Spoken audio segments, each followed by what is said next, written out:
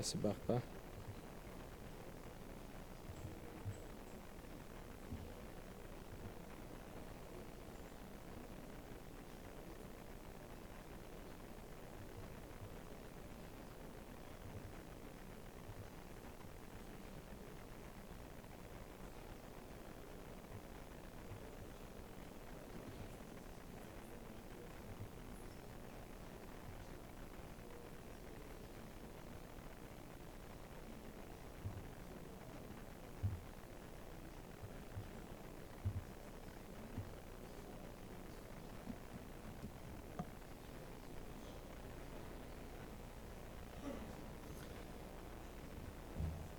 In 1979, Sony came up with this, the Walkman.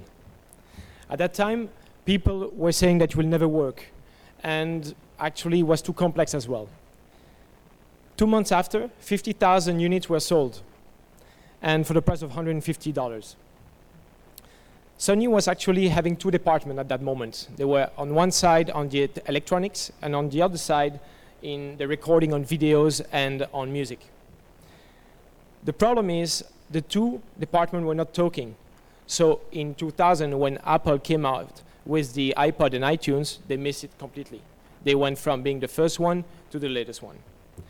My name is Sébastien Abouir, and I'm the Chief Commercial Officer at Odoo. Today, the presentation will be about what we're going to put in place to make sure that we never end up like Sony. So let's start with the market where we are in. Basically, we are in the ERP market. It's a market of $40 billion. It's a market that is growing quite well, with 9% for the coming years. It's still a fragmented market as well. What we see is that today there are two main drivers. The first one is the cloud. Half of the revenue of the ERP market is coming from the cloud. And we see that all the big players are trying to get all the customers on the cloud. The other one is actually the SMEs. So SMEs today are in the middle of the digital innovation and transition. So they need tools. They need to be able to transfer all the data into an ERP solution or any kind of tools. Steve Jobs said that if you define the problem correctly, you almost have the solution. What I'm saying here is not that we have any problem at Odoo. Actually, I believe that all the indicators are quite green. The company is doing well. We have a good culture. We also have a good growth. So basically, everything is going well. Now, it's not because everything is going well that we need to stay as it is and that we need to just let it go. We need to continue to think and to make sure that, again, never we end up like Sony. So if we take the data today, you can see that the lead is going quite well as well. From 2010 till 2019, we've seen a crazy growth. We're today at around 53, 54,000 leads a month. Compared to last year, we basically double the amount of leads. So it means that, yes, of course, we do a good job in terms of marketing, but what we noticed is that the product itself is bringing a lot more of leads every single year. In terms of contract, we have the hockey growth. I like that one. Basically, you see that it goes quite fast from 2016. Why? Because we had the change into the business model. Until there, we see that actually this growth is just continuing. It's a non-stop growth. Remember that what I said about the ERP market? I said that basically half of the revenue is coming from the cloud. Here again, we see that both revenue, so you see the enterprise, which is not SaaS, obviously, and the online, which is SaaS, those revenue are actually exactly in the same trend. We see that 50% of the revenue is coming from the enterprise and 50% from the cloud. Okay, numbers are brilliant. Now, I want to go through the product. I believe that we have the best product. We're at, in the version 13 with a lot of new things, new features. You see the map, of course, but also the field services that you might have had the chance to see during the keynote presentation. The e-learning as well that we put in place. So there are many things. I won't go through all the details. I think that we have enough talks to talk about the product. But of course you will say, yeah, okay, you're saying that the product is amazing, but you're part of Odoo.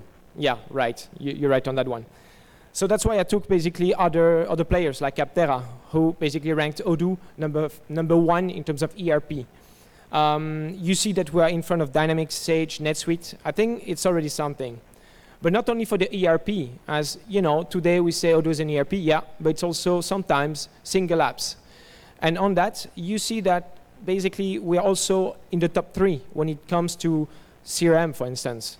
And a lot of different ranking are still existing on the website. I didn't want to go through all of them. So basically everything is going really well. All the indicators are green again, but yet we're not even at 1% of the market. And that's far away from our expectations. Our goal at Odoo is to be number 1. To get there, we have been working on different approach. We have, of course, the direct approach and the indirect approach. What it means, it's quite easy. The direct approach is the approach where we work straight with the customer. It's the approach for out-of-the-box offers. It's an out-of-the-box offer for SME markets. What we do, we take the needs of the customer, we qualify them, and we just see if it's possible or not to do it in standard Odoo. We do it online because the goal is to industrialize the way we work as well on that. There's sometimes a bit of development, but it's really a tiny part of the work. Here we will fit the need of we'll fit the feature to the solution to the customer, not the other way around. That's exactly the opposite with indirect, where basically we work with partners. The partners are working locally, so that's the main point. Of course, if you need someone in Paris, if you need someone in London, you have the partners around. They also work on more high-level development, for instance, and also on more complex needs. Today, they both work on SMEs, but the enterprise and the channel team is always working more on the mid-market and corporate as well. Those 2 approaches are working well, but we realized that something was missing. More and more, we see that big companies are coming to us and saying, okay, I have here an RFP, I have an RFI, and I would like Odoo to work on it, to do the pre-sales, to see if it's feasible or not. For that reason, we've just created a new team, the mid-market and corporate team, which is actually managed straight by Odoo, and will deliver as well the project on that. The goal is to work on those opportunities that are actually expecting to work straight with the editor. You can have all the information on that tomorrow, because I'm having a talk about it tomorrow at 12:30 in Foyer du Lac. Okay, but now one extra question. What are the challenges that we have? There are quite some challenges that we face on a daily basis. But the first one is to improve the brand awareness. I think that Odoo is well known in many countries, but we can always be maybe more visible in the country we are and in new market as well. The perception of the solution is really important as well. I hear still a lot of time, yeah, but Odoo is only for SME. Or yeah, but Odoo is too complex for an SME. So we believe that it's really, really important to continue to work with our customer and with our partner to make sure that the message is really clear. And also the open source solution. Sometimes customers are still a bit confused. Is it open source, yes or no? Do I have to pay something? Does open source mean free? So all those kind of questions are really important to us. And we're working on it to make sure that it will be clear. What we put in place, the first thing is we have a budget of around 10 million euros for the marketing. What are we going to do with that? Actually, we already do quite some things. We do a lot of billboards. That's really for the brand awareness. But not only. And we don't do normal billboards. We try to find some disruptive approach as well. So as you can see, you have trucks as well in Holland on the street where you can see the brand of Odoo. You have also a tram in Hong Kong that we have flagged, but there are other opportunities, such as the cups in Louvain-la-Neuve here for the students. So the goal is really to be everywhere. The goal is really to be visible, and people should really know that we are around. We did a big campaign in Paris last year, there's the one on the top, where we had 3,200 billboards during 2 weeks. Thanks to that, we saw a huge change in the mindset of some customers. They said, yeah, but actually you're really everywhere, and we trust companies like yours. Now, the second challenge is probably the partner network. Today, we have around 2,500 partners around the world, and here's the different levels that we have. So we have 4 levels. We have the gold partners, the silver partner, the ready one, and the learning.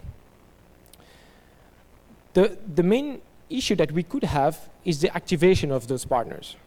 If we check, we're around 32% of activation, and that's something that we're working on. We really want to invest in that to make sure that we can have more partners active partners. So how we'll do it? If you're a partner, you know it now already. We have put in place some KPIs based on different topics. First of all, the experience of the partner. Second, the competency. And last but not least, the customer satisfaction. If we look at the KPIs, what it means that basically for the experience, we'll check the license sold. For the competency, we'll check the certifications. And for the customer satisfaction, the renewal rate. It's true that we're really strict on that till some months now, because we believe that all partners deserve to have the right grade as well. So it will define if you're gold partner, silver partner, or ready partner, or even learning partner. Now, of course, improving the onboarding of a partner is super important. We believe that, yeah, we recruit a lot of them, but we need to help them, the existing and the new ones. That's why we have invested a lot as well in, first of all, the teams. We used to have account managers working with a bunch of partners, something like 40 partners ahead, which was way too much. Today, we're more around 20 partners, and we want to go even lower and lower. We want them to have time to work with you and to train you on the good practice and to help you as well with the customer you have. We also have invested a lot in the e-learning. The e-learning tool now is completely free on the website, and you can have access to it anytime. We have also invested in the scale-up. You might know now the scale-up, which is the business game. It's quite useful when you need to train people. And of course, I think this point is probably the most important one, is the Odoo implementation methodology.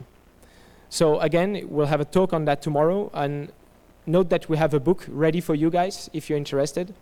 This methodology is really about how we manage our customer and how we believe that partners should as well. We're not saying that we know everything, we're just actually sharing the knowledge we have now with the experience we have on our own customers.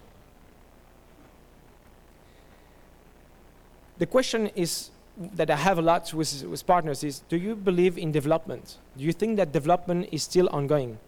Of course, yes. Of course, we believe that development is still really important.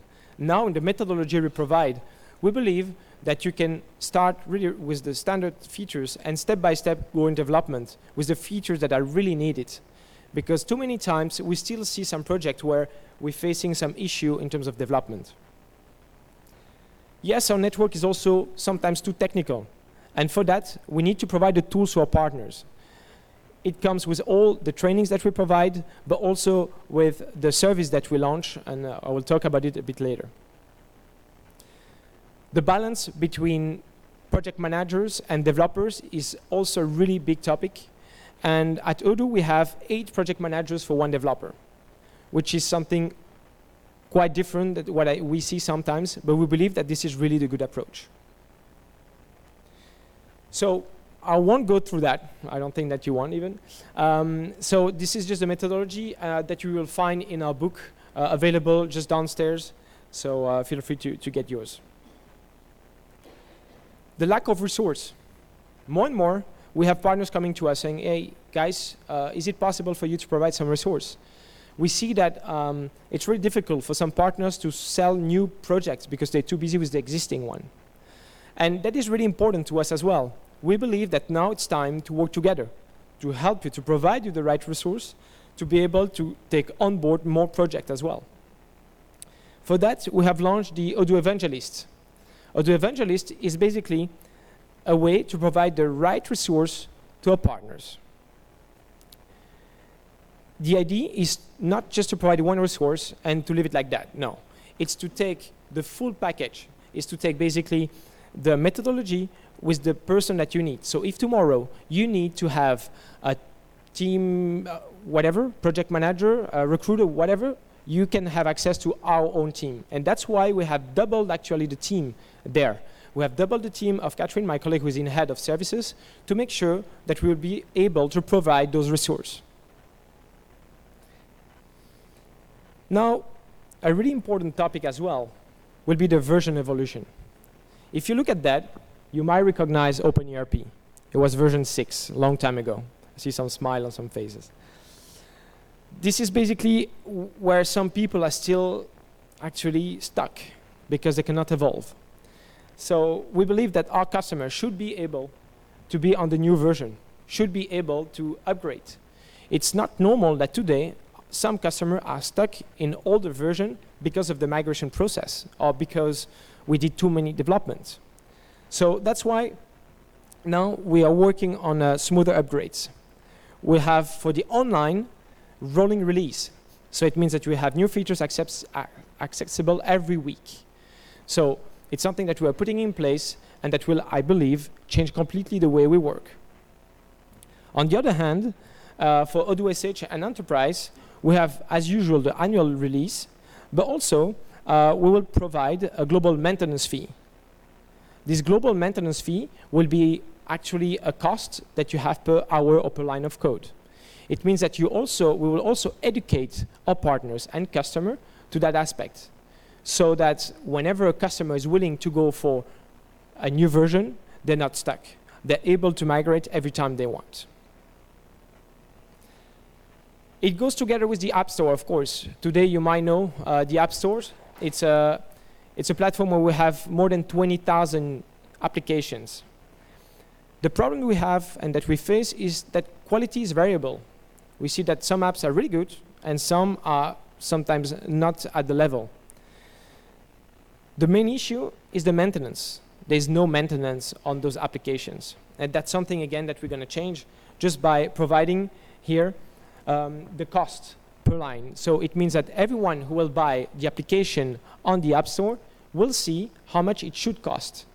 At the end, it will be at the discretion of the partner to decide to use that amount or not. They can make discount, whatever. But at least we'll educate the customers and the partners to that new trend. As a conclusion, I believe that today Odoo is going really well. The indicators are green. We do, I think, a good job all together with our partners to make sure that Odoo is going to explode and will continue the explosion. Now, we still need to think and to see what's going in the future and where we should go. So I hope that we will do it all together, and thank you for your time.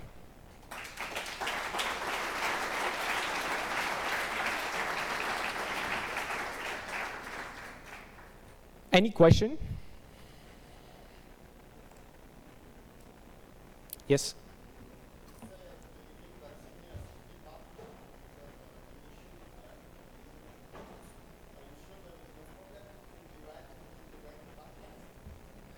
So here we are talking about two different things. You are talking about two separate departments. Here we're talking about the same department divided by two teams. We have the direct approach and the indirect approach. Sometimes, I guess your question is there any competition between those two departments? Yeah, it happens, but most of the time we find a way to deal with it, and it's more exceptions than anything else. Yes? Maybe, yeah. Yes.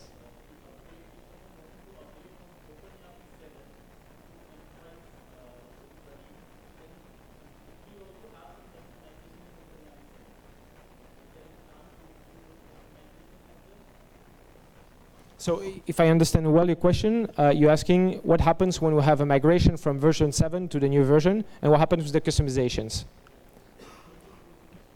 Yeah. So you all know that migrating from a version, version 7 till version 13, for instance, is quite a challenge. Now, it's always possible. We have a team dedicated to do those migration, but most of the time we prefer to analyze how the database is built and if it's not a better option to start from scratch with the same needs. Yes?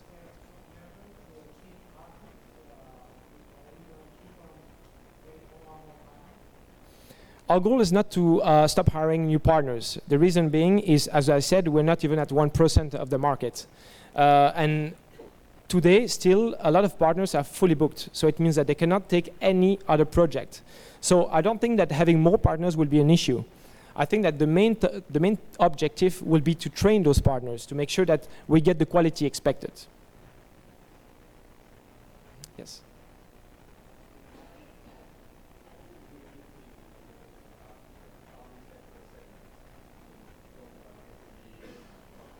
Mm-hmm.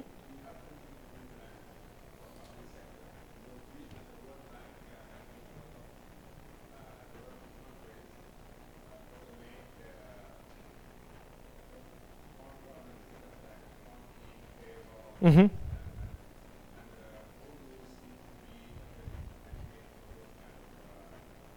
Mm-hmm.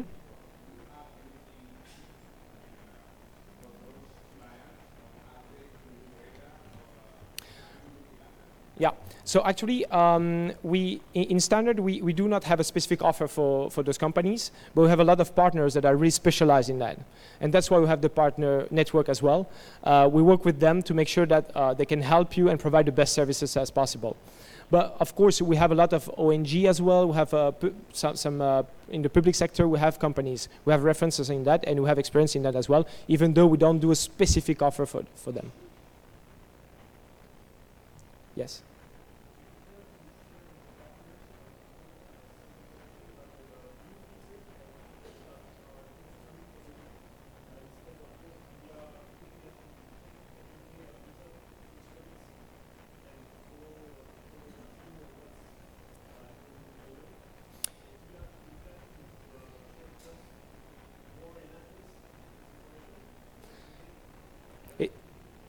Mm-hmm.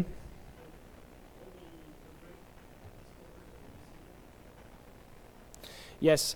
You know, if you're working with Odoo since a while, you know how we work. It means that we have to start with a roadmap. The main issue is sometimes in the meantime we decide not to go for that specific feature because we believe that's not the right way to do it, or etc. So we always try to share the release notes and the information we have. But it's true that today we do not plan to have a really specific roadmap where we will provide all the details that will come in the future. We provide a big concept, but not the details. Yes.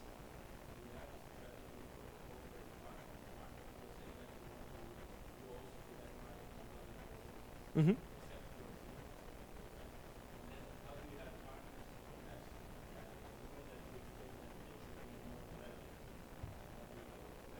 Yeah. So that's not exactly what I said. Actually, today we believe that the main target of Odoo is still the SME. Okay, but more and more we have big companies coming, and we have actually a lot of big companies in our as a customer. The thing is, what we want to avoid is having a contract, a customer, where we do only development, where we go from zero to what was expected. We want to start with the standard version and see what is already in the analysis, and based on that, go with the development. And that's the strategy we put in place. Yeah.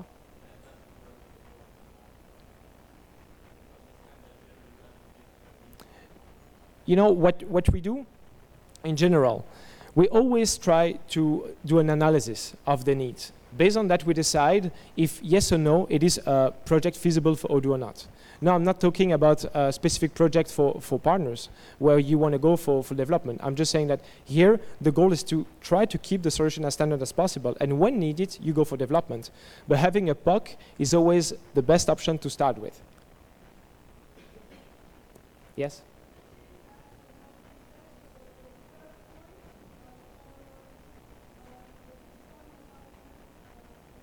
you will have a specific, you want to be a partner, right?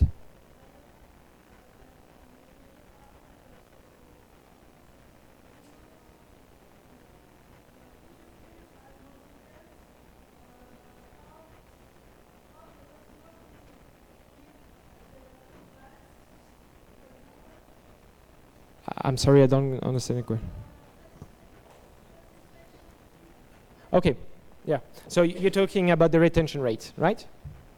So the retention rate is still quite, it is done by the account managers. So as soon as we have we have to calculate the retention rate, we'll go through all the contracts and see how many contracts you lost. Based on that, either way, it's clear for everyone because, as you know, we have the contact with the end customers, and we know that it's just because they were unhappy about your service, then it means that your retention rate will be lower. Now, if there are good reasons for that, of course, we can be flexible, but only if there's a good reason behind.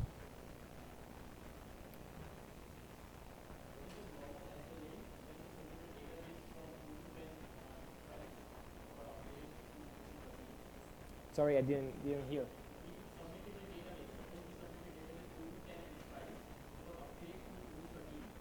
Yes.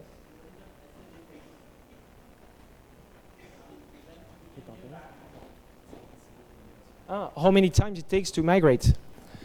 We do not commit on a date because it depends from one database to another. So it's at the best effort.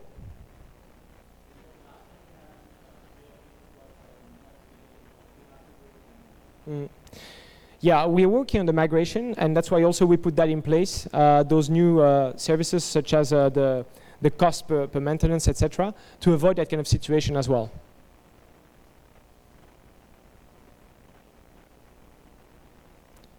And yeah.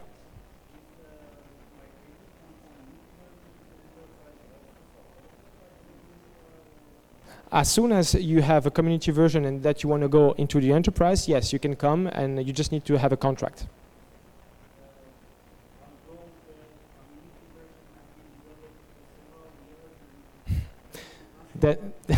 Then you will need an analysis first to make sure that we can migrate it, or if it's better to start from scratch.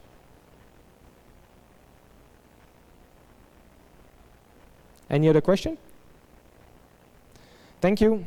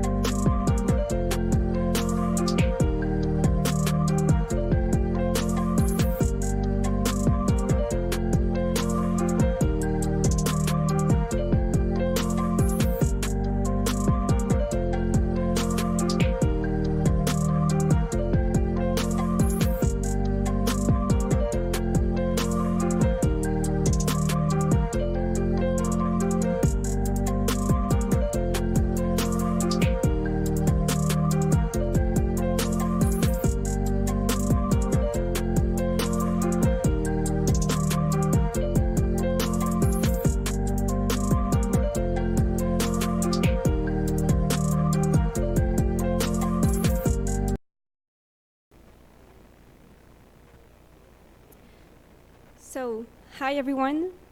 My name is Amy. I work in the Human Resources Department of Odoo, and I'm in the recruitment team, actually. I'm in charge of marketing and technical profiles for the moment. So today, I'm going to tell you a bit more about the culture at Odoo and how important it is to recruit people, but also to retain them in the company. So if you have the opportunity after this day to ask any of my colleagues, what do you prefer at Odoo? I'm pretty sure that he will answer the people. And the people makes culture comes to life and vice versa. So I'm going to tell you a bit more about the culture in general, but I will also explain you what we do exactly at Odoo and why it is so fun actually to work at Odoo. So first of all, why culture is so important? First of all, it matters for people. So like most of you, I will spend 20% of my life at work with my colleagues. So of course, it's better to do it with nice colleagues, in a nice environment, in a place where I will evolve, where I will learn a lot of things. But it matters also for the company. So actually, the culture defines the working environment, and the working place, a great working environment allows innovation, allows the ability to work better and faster. So it's like a win-win position for both company and employees. I just want now to talk about two different observations that I made. So the first one is about a presentation that has been made by Job Teaser. It was last year, actually, and it was about how to recruit the Z generation. So basically, people that are still at the university at the moment or that has just been graduated a few months ago. There is a specific result that I want to show you today, is that 80% of the students considers that the company's culture will influence their application, and they will also check, of course, the company's culture before applying to a company. So as you can see, it's really important for everyone that is going to find a new job to find a company with good values, a company that will fit with what they think, who they are, and what they believe. And how do they find this information? Well, actually on the company website directly, but also on social medias by asking other employees to check also online reviews. And there is another thing that I want to tell you today, is that we have changed the way we live and the way we work. So now, actually, we focus on the purpose of our job. We need inspiring leaders. We don't want anymore a strict 9 a.m., 5 p.m. schedule. We need flexibility. We also need to evolve in the company where we are, and we don't think anymore that we will do our whole career at the same position. And why do I tell you that? Is that because you have to communicate about those different points in order to make a better company's culture. So what about Odoo now? So of course, I don't pretend that we are perfect, not at all. But if you can leave this room with new ideas or some tips for your company or your HR department, that would be awesome.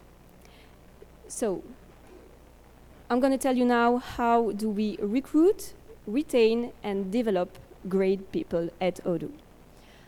First of all, we recruit people. And I don't know if you know, but we recruit actually a lot of people. So to give you an idea, this year we have recruited around 150 new colleagues for Belgium, and it's not the end of the year. And how do we communicate about the company's culture outside the company? Well, first of all, on the job, the company website itself. So when you go on the jobs page, you have on the bottom some links. First one, it's a link to a presentation about the culture at Odoo. And there is another thing, is what we call the survival guide. This is a small guide that is really fun, actually, and every candidate that comes to an interview will always tell me, oh, this survival guide is really fun. It's a really nice way to speak about the culture and to show how fun and awesome it is to work at Odoo. So after this day, maybe you can just have a look at it, but be careful, because if you read it, I think you will wish to join us as well. So, to be sure that the candidate has all the information about the company's culture, we also insist on it when the candidate applies.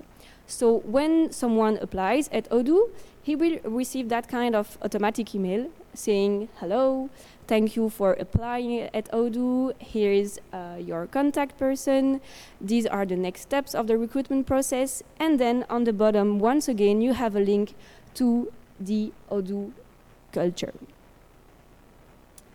But we also have other nice things at Odoo. So we have launched last year an Instagram page that you can join after, of course. And it's a really good way for us to capture some specific moments that we are living as employees. Of course, we select nice moments. So you can see there that we have yoga classes, a picture when we have received a brand new beautiful car, that we have team buildings, and so on. We also have a very specific event that we organize at Odoo. It's like a face-to-face event to speak about the culture. And actually, it's really easy to organize. I mean, it's just an after work where we invite candidates to join us. Usually we have approximately maybe 40, 50 candidates that are coming, so it's not a huge event. It's every 3 months at the Brussels office. And basically, so candidates arrive around 6 p.m. There is a short presentation about the company, the jobs that we have, and so on. It's like 30 minutes, not more. And then they have the opportunity to speak with a lot of colleagues of Odoo. So all employees, or most of them, are here, and we order pizza, we drink a beer together. So it's a very friendly moment that we share with others. And of course, it's like, oh my God, it is so fun to work at Odoo. I can also ask all my questions to employees. I'm in contact directly with, I don't know, the sales director, the HR manager, and so on. And so it's a really nice way for us to recruit people as well and to speak about the culture. To give you an idea, so as I told you, usually we have like 40 students. And I would say that for most events that we did, we hired 3 or 4 people each time. So it's great. So this is a picture for the apéro, like we call it. So, of course, we have recruited people, now we retain them in the company. At Odoo, we work hard. So, expectations are huge. You get a lot of responsibilities. So, when you arrive at Odoo, you have a lot of new things to learn very quickly. So, it's not always easy. But at Odoo, we play hard as well. And there is a thing very important for me at Odoo is that we have the feeling that we are part of a community, of the Odoo community, actually. And it is very strong, and I think this is why everyone wants to stay at Odoo. This is why when I ask any of my colleagues, what do you want to stay at Odoo? That person will answer, because of the people, because I'm in a nice environment, I like my colleague, and I have now new friends at work. So how it is possible? Of course, we give them the opportunity to get them know each other. But there is a specific point about that I want to tell you, is that actually we don't organize anything. It's always the employee that has the choice to organize an event. To give you a concrete example, that was the 20 kilometers of Brussels.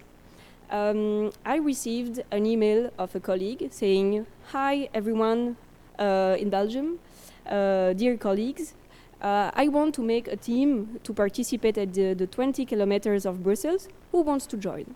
And we were like 15 people to participate at that event. So it's always the employee that will organize something. It can be sport activities, but it can be something else. For every sport activity that we organize, Odoo will pay 12 euros per participant. So it's like a little contribution to it.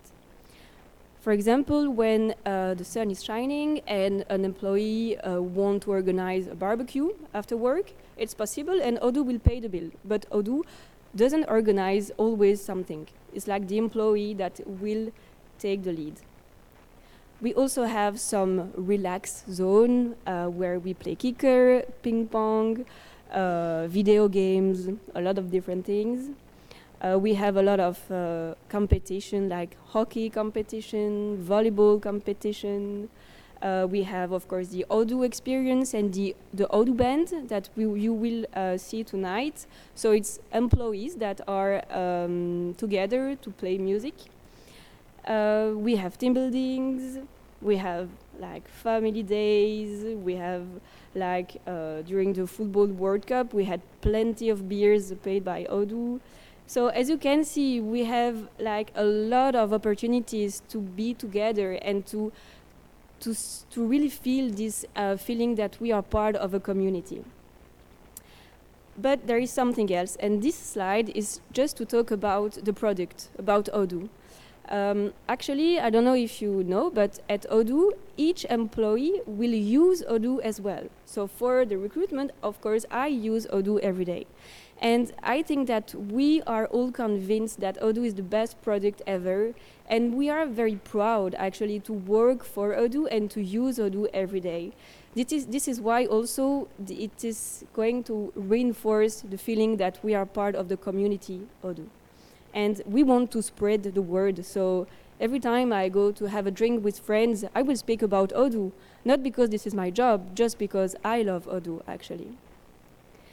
So we recruit people, we retain that person in the company. Now we want that person to develop himself. We will always tell a new colleague, it's okay to fail, but it's not okay to not evolve or not help the company to evolve.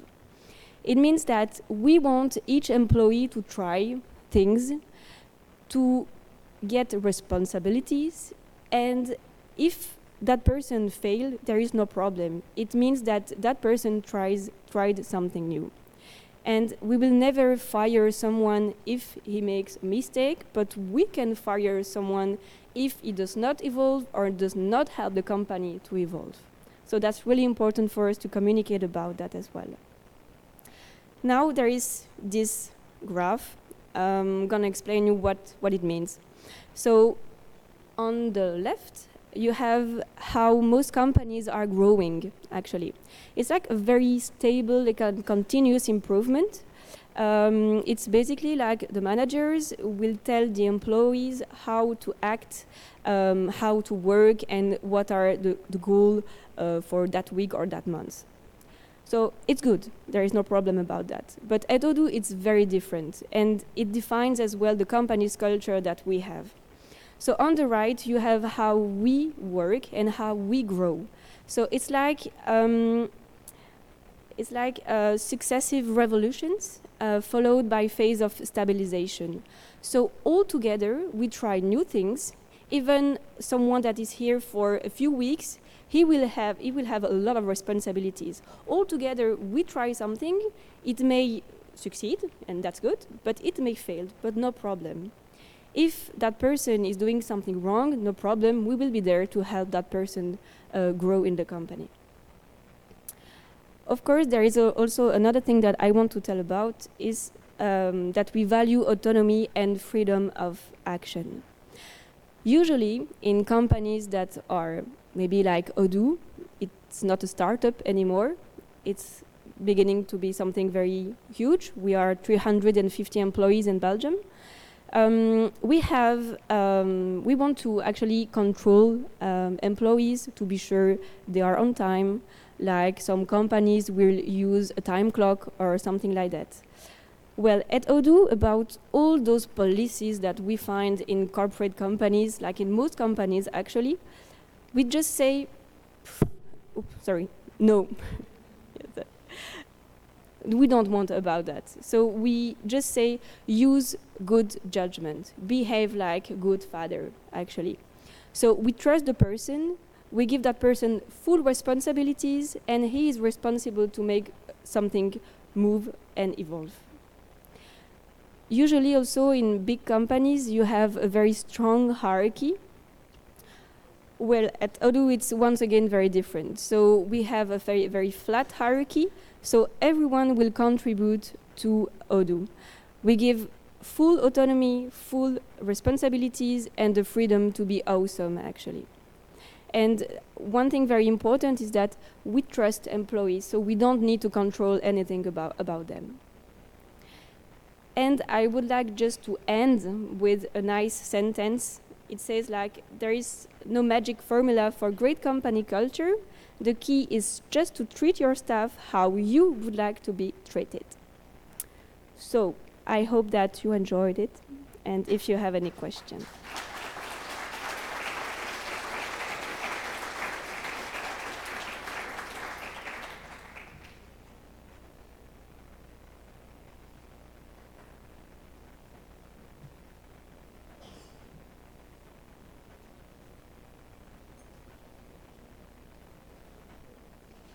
And I forgot to tell, but I'm here with my 2 colleagues of the recruitment team, and also all the HR team actually in front here. So if you have any question to ask us, you can just come now and ask.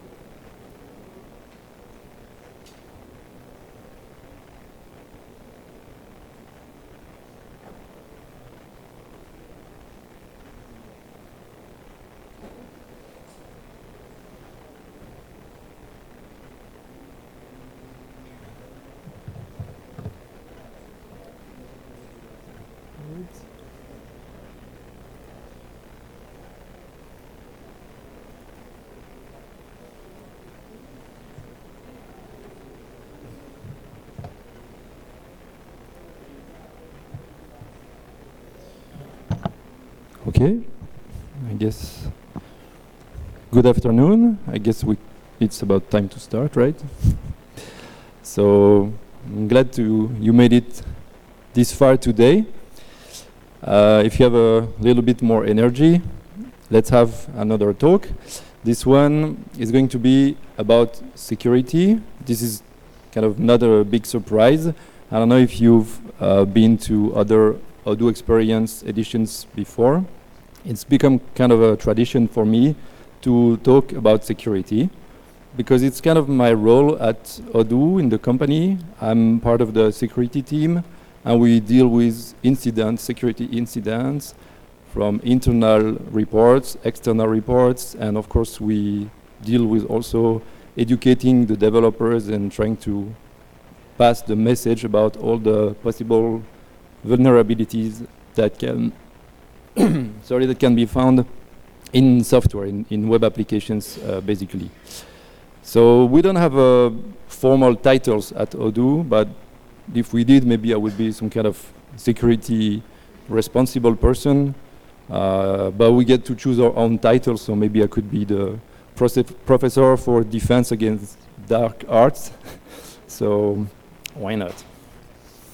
So yeah, security is a very difficult topic. It's incredibly complex. It becomes more so as years pass. We cannot ignore all the reports that we see in the news about data leak, data breaches, about security issues that are impacting users all over the world, and big corporations, not just small software developer companies.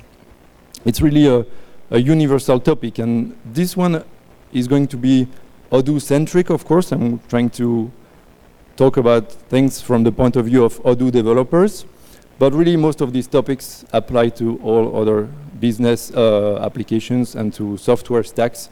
Even the most modern software stacks suffer from the same issues because it's part of the technology that we use for the web. So this is specific to Odoo and not so specific to Odoo at the same time. This presentation will be maybe less technical than what I used to do the previous years. There will be some codes and I will go into the details of some specific vulnerabilities, but I also want to give more of a high-level overview of all the different classes of security issues that you can find in a modern web application.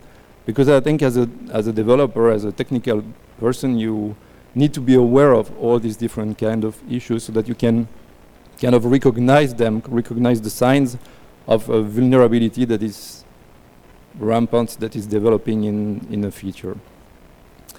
Before going through these different kinds of vulnerabilities, I always like to do a quick recap of the security model. The security model for me is something that is critical to keep in mind when you want to discuss security problems in general. It's surprisingly important, and sometimes it appears obvious, but it's not so obvious in many cases. The security model is how the developers design the application to behave in terms of security. What is considered normal behavior, what is abnormal behavior. And it can, in some cases, be a bit tricky. There's one case that comes to mind, that report we received, I think it was 2 weeks ago, from a security researcher. We have this very active community of security researchers that send us email. There's this global email address, security@odoo.com, where you can send an email whenever you have a question about a security problem that may be sensitive and you don't want to disclose it on GitHub. So we receive several questions a week. And this question was about being able to go to odoo.com to register a new database, a free trial database. And then installing the website app, configuring a nice home page. And then the person noticed that there was this menu where you could go edit HTML and CSS. So he went there, he opened the editor, and he noticed that it was possible to copy-paste a script tag and to write arbitrary JavaScript code there. So he was reporting that. And as you can guess if you know a little bit how Odoo works. We couldn't, of course, accept that as a real security issue, and we had to reject it. But then we explained the security model and how come it's not actually an issue. And the reason, of course, is that you are the administrator of the database. You have created your website. So, of course, you are the webmaster. You do whatever you want with the homepage. And if you want to put script and you want to attack your users and you want to steal their cookies, their sessions, their password, it's your website. You do what you want if you want to attack them. But normally, you wouldn't do that on your own website, or it's just a phishing website, something to trick users. But you may not know that as an external person. If you notice that you get on odoo.com, you get a subdomain on odoo.com, and you don't belong to Odoo. How come you're able to install malicious JavaScript on an Odoo subdomain? Well, it's just that the security model is designed this way in the Odoo Cloud model. It's not a surprise, but it's not obvious. So it's just a quick recap of how the security model works in Odoo in terms of database tables. Because what we want to protect with an Odoo system is the database. That's the core of your business. That's what you want to protect. And this core is surrounded by a framework, and the innermost layer around the data is the security control layer. So every case where an application or part of the business logic wants to get data, it goes normally through the access control layer. If you think of it as an onion, it's at the core of the onion, and if there's a carrot somewhere, another vegetable trying to read data at the core of the onion, it has to go through all the other layers of the onion. It cannot just bypass them. This is very important because it has many properties that are consequences of data that you need to keep in mind when you are discussing security problems. And it's also something that is difficult to do because it means that whenever there's a request for data that is incoming on the outside of the onion, it has to go through all the layers and specifically through the security layer. Maybe sometimes it has to go through these layers multiple times because it accesses different tables, different pieces of data, and the security control is always active. But the consequence of that is that as an administrator, you have this security framework that protects you, and you can always keep in mind that your security is based on how you control the access to the different tables, to the different models in the system. And that's what's usually called a role-based access control model. That's what Odoo uses, and it's probably not a surprise to you if you are here today. So we have groups that are roles in the role-based access control model. We have groups of users, and these users are granted access to tables through ACLs, access control lists. And these tables then are further filtered through filter rules, access control rules, record rules, as we call them sometimes. And it can be even further divided through field-level access control by making a restriction on some of the fields that you can access inside a specific record. So I won't go into the details of how you configure that and how it works. I've talked about that in past presentations. If you're interested, I will put the links at the end. But I just want to emphasize how it's not working. And it's not working in different ways that maybe you might think implement access control, but they don't, because the only thing that matters with access control is this onion layer that surrounds the data. It's not implemented in menu items. Menu items, sometimes people would think that if you can see a menu, it means you have access to the data. It's not so with Odoo. Menus are just shortcuts. If you see a menu, it gives you an entry point to query the data, but it's possible that you see the menu, but you don't actually have access to the data. Normally, we try to avoid that, but it's possible. It's not. The security is not implemented in the menu.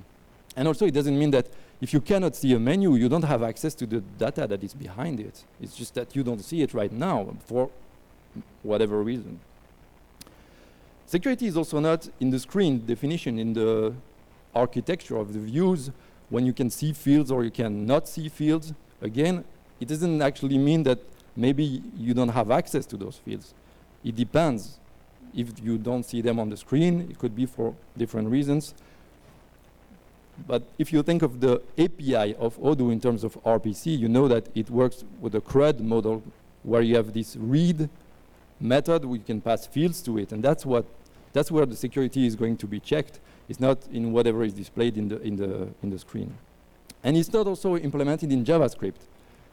Whatever you do in JavaScript is not security. It could be that you introduce a security bug in JavaScript, but it's not where the access control to the data happens.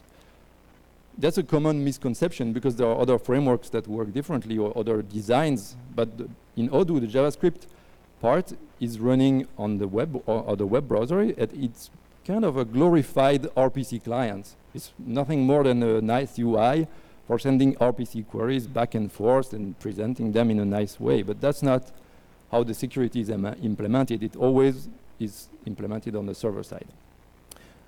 And it's also not in secret methods. It's not like you have to know the special URL that you can access and then suddenly you bypass all access control. That's not how it works. It's also something that you find in other frameworks or other applications, and we'll discuss this kind of vulnerability in a minute. So all of these things do not implement security. They are impacted by security because normally we refine the UI, the menus, the different parts that you see to avoid access errors. So we try to not show you things that you're not supposed to be looking at, otherwise you will just get an error. But the security is checked on the server side. It's actually interesting to mention here that for version 13, we discussed modifying fundamentally this security model, because security is always a kind of a compromise, a bargain that you have to do versus performance, because all of these security checks, they take time, they take operations, they take sometimes database queries, extra database queries, just for the sake of checking security. So it can be seen as a cost. And for version 13, as you know, performance is a key focus. So we try to avoid anything that costs performance. And this was one of them. So we discussed with the developers in charge of the framework if maybe it would make sense to move the access control at the outer layer, at the outside of the onion, and that you check only once when you enter the onion, and we don't check further down when you access the rest. So this means we would only validate that, okay, the user is allowed to call this method that validates an invoice. Okay, and then we proceed and we don't check anything anymore. Sorry.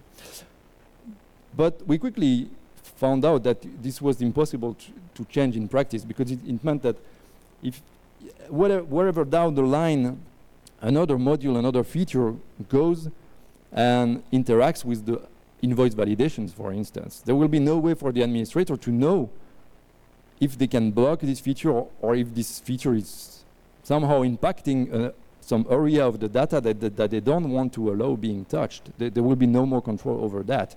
And worse, it means that the access control will have to be done at the RPC method level. So the admin would have to check who can validate invoices, who can do this, and all the features would have to be exposed in some kind of matrix. So it would make it very complex to manage. So at this point, we don't want to go in this direction, even if maybe later we will think about combining these approaches and maybe add extra access control at the RPC layer.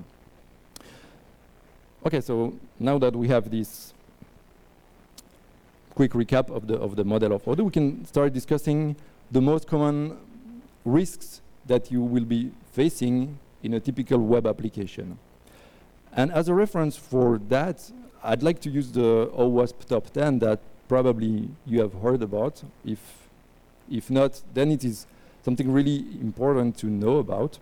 It's never a waste of time to go through all the items that are in the top 10 of OWASP. OWASP is the Open Web Application Security Project. Is a non-profit organization that initially started very small with a small scope, and quickly they got a lot of adoption, and now they are used by huge projects and huge organizations that reference the OWASP top 10 as a golden standard of things that you should know about and you should protect against.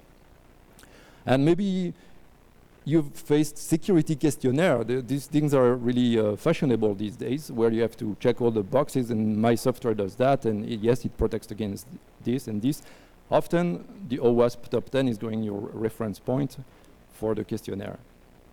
It's upgraded every so often, so the questionnaire, the OWASP top 10 was last modified in 2017, so this is the version that we're going to go through. And maybe it's useful to mention for each item if it went up or down in the list. And the ranking is done based on the frequency of this issue happening in the wild and the impact of the issue. Is it very bad when it happens, or is it a minor issue and then maybe it can go down in the list? The first one at the top is kind of the mother of all security issues, is injection, general injection. It could be SQL injection, shell command injection. There are all kinds of injections that are possible whenever you are crafting some command for another system to process, and you allow user input to go inside that command, and you don't validate that it could be malicious or it could contain things that would have a side effect when you pass them to the other system. So when you are reviewing a piece of code for Odoo modules, for instance, you want to be careful with that. And the most common kind of injection is SQL injection with Odoo. So of course you need to know the API, to know the ORM, to make sure that you don't write manual SQL when you shouldn't use it, when you shouldn't be doing it. You need to know also that CR execute, the method that is used to execute code, has a certain API, and that you need to pass the parameters separately from the query, so you don't mix code, the SQL query is code, and data, which is coming from the user. So maybe if I have time at the end, I'll show a small example of that. Is Odoo vulnerable to this kind of issue? Well, definitely if you are writing your own code, we hope in the Odoo, standard Odoo, we do all we can to review the code and prevent this. But if you are writing your own modules, of course you need to pay attention to whenever you are writing manual SQL code. This item is in spot 1, and it's been there last time. It's there to stay, obviously.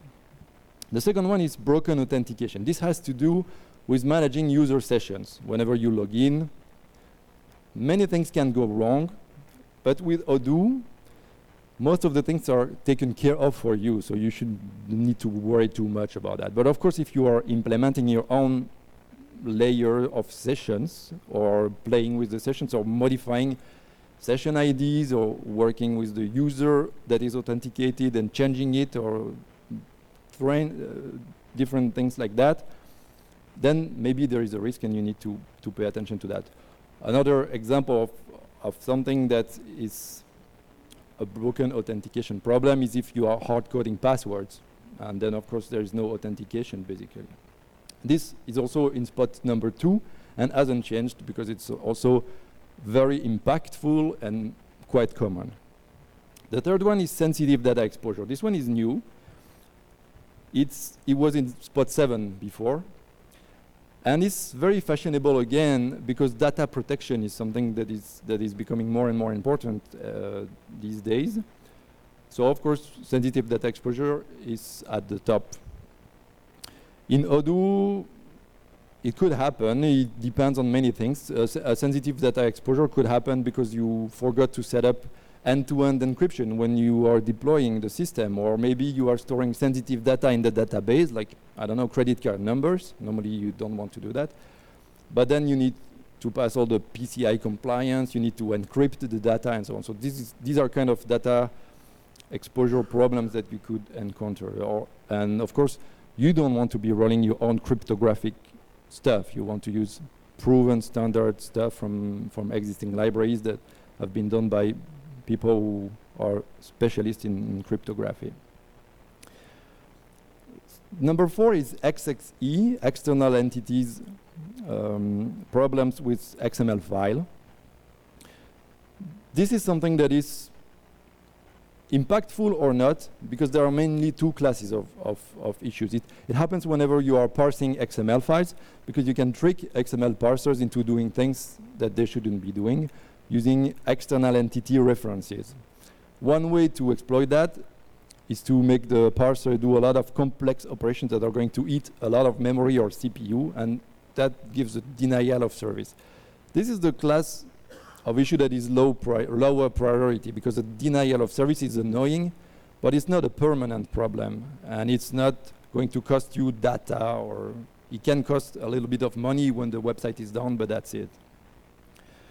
But the other class of issue with XXE is when you are doing local file inclusion, because you can trick the parser into loading local files that are on the server or in somewhere on the network that the server has access to, but the attacker doesn't. But by tricking the parser into returning these results, you get a data leak, and that could be a sensitive data exposure, by the way. So in Odoo, these things normally are taken care of for you, because we disable loading of external entities when we do XML parsing. So if you use the standard tools for XML parsing, you should be mostly safe. The next one is broken access control. This one is a merge. It used to be in spot 4 and in spot 7, but it was merged because the two entries were very similar. One of them was called IDOR, usually abbreviated IDOR, which is insecure direct object reference. And the other one was function access control problem. So basically, this is summarized as broken access control. It means an issue where the normal security checks of the applications are bypassed. And IDOR is a common way to refer to it when there is a URL on the application that gives you direct access to an object, let's say an invoice, and the attacker can play with the ID that is inserted or one of the parameters in the URL, and they can modify it at will, and suddenly they get access to something that they shouldn't get access to. So that's an insecure direct object reference, one typical case of broken access control. So of course in Odoo, you may be vulnerable to that, because there are cases where you want to bypass the normal access control using sudo. And when you do that, there's a chance that you may introduce a problem of broken access control. So you have to be doubly careful with those sudo. And I'll do a little bit more details about that in a minute. But this top 5. So this one is not really up, but it's a merge of two different issues that were previously in the top 10. Number 6 is security misconfiguration. This one is pretty easy. Because there's a feature, security feature in one of the libraries or pieces of code that you use, and you have not used the right parameter, so it's insecure. Or maybe you're using a hard-coded password, so it's a misconfiguration. So that's rather, that's an easy one. And of course, when you are reviewing, you would just want to pay attention to not hard-coding password in your code base, even if you are using a private customer-specific repository. You want your credentials and everything that is sensitive to be encrypted and deployed from a different source than your source code, because the source code can be shared, can be leaked, can be, you want to protect that much better than the source code itself. This one was in spot 5, so it's just a little bit down in 2017. 2013, there was another one that went a little bit down, is XSS. Of course, it's very famous. Those cross-site scripting issues are really, really present in the wild. These are the most commonly reported issues, I think, that we get both with Odoo but in other software. And there are so many variations of XSS, because XSS happens basically when someone is able to trick your browser into executing some instruction that was not part of the original application. And there are so many ways to do that, because browsers have so many features, and JavaScript is kind of permissive and trying to allow applications of all kinds to run. So these are really hard to defend against. There are different kinds of XSS issues. Basically, we have reflected XML XSS issues, stored XSS issues, and DOM-based XSS issues. We'll discuss a little bit more about XSS also in a minute, because I want to emphasize a few examples about that. And by the way, something that used to be in the top 10 in 2013 of the OWASP was CSRF, cross-site request forgery. That's another kind of issue that used to happen. And this one is gone because it's not common enough or not impactful enough. But it's actually completely overridden by XSS, because when you have an XSS, there's no CSRF protection mechanism that works anymore. So it kind of breaks other defenses as well. So this one is a little bit down. It used to be in top 3.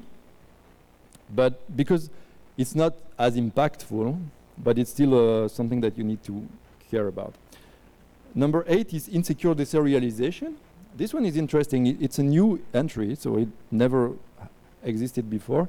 And it was reported by the community, because the OWASP top 10 is fueled by professional companies who are fighting against security issues as they are consulting work in companies all year long. But they are also fueled by surveys that they do with the community, and they ask what are issues that are prevalent in web applications for the community. And insecure deserialization is one of them.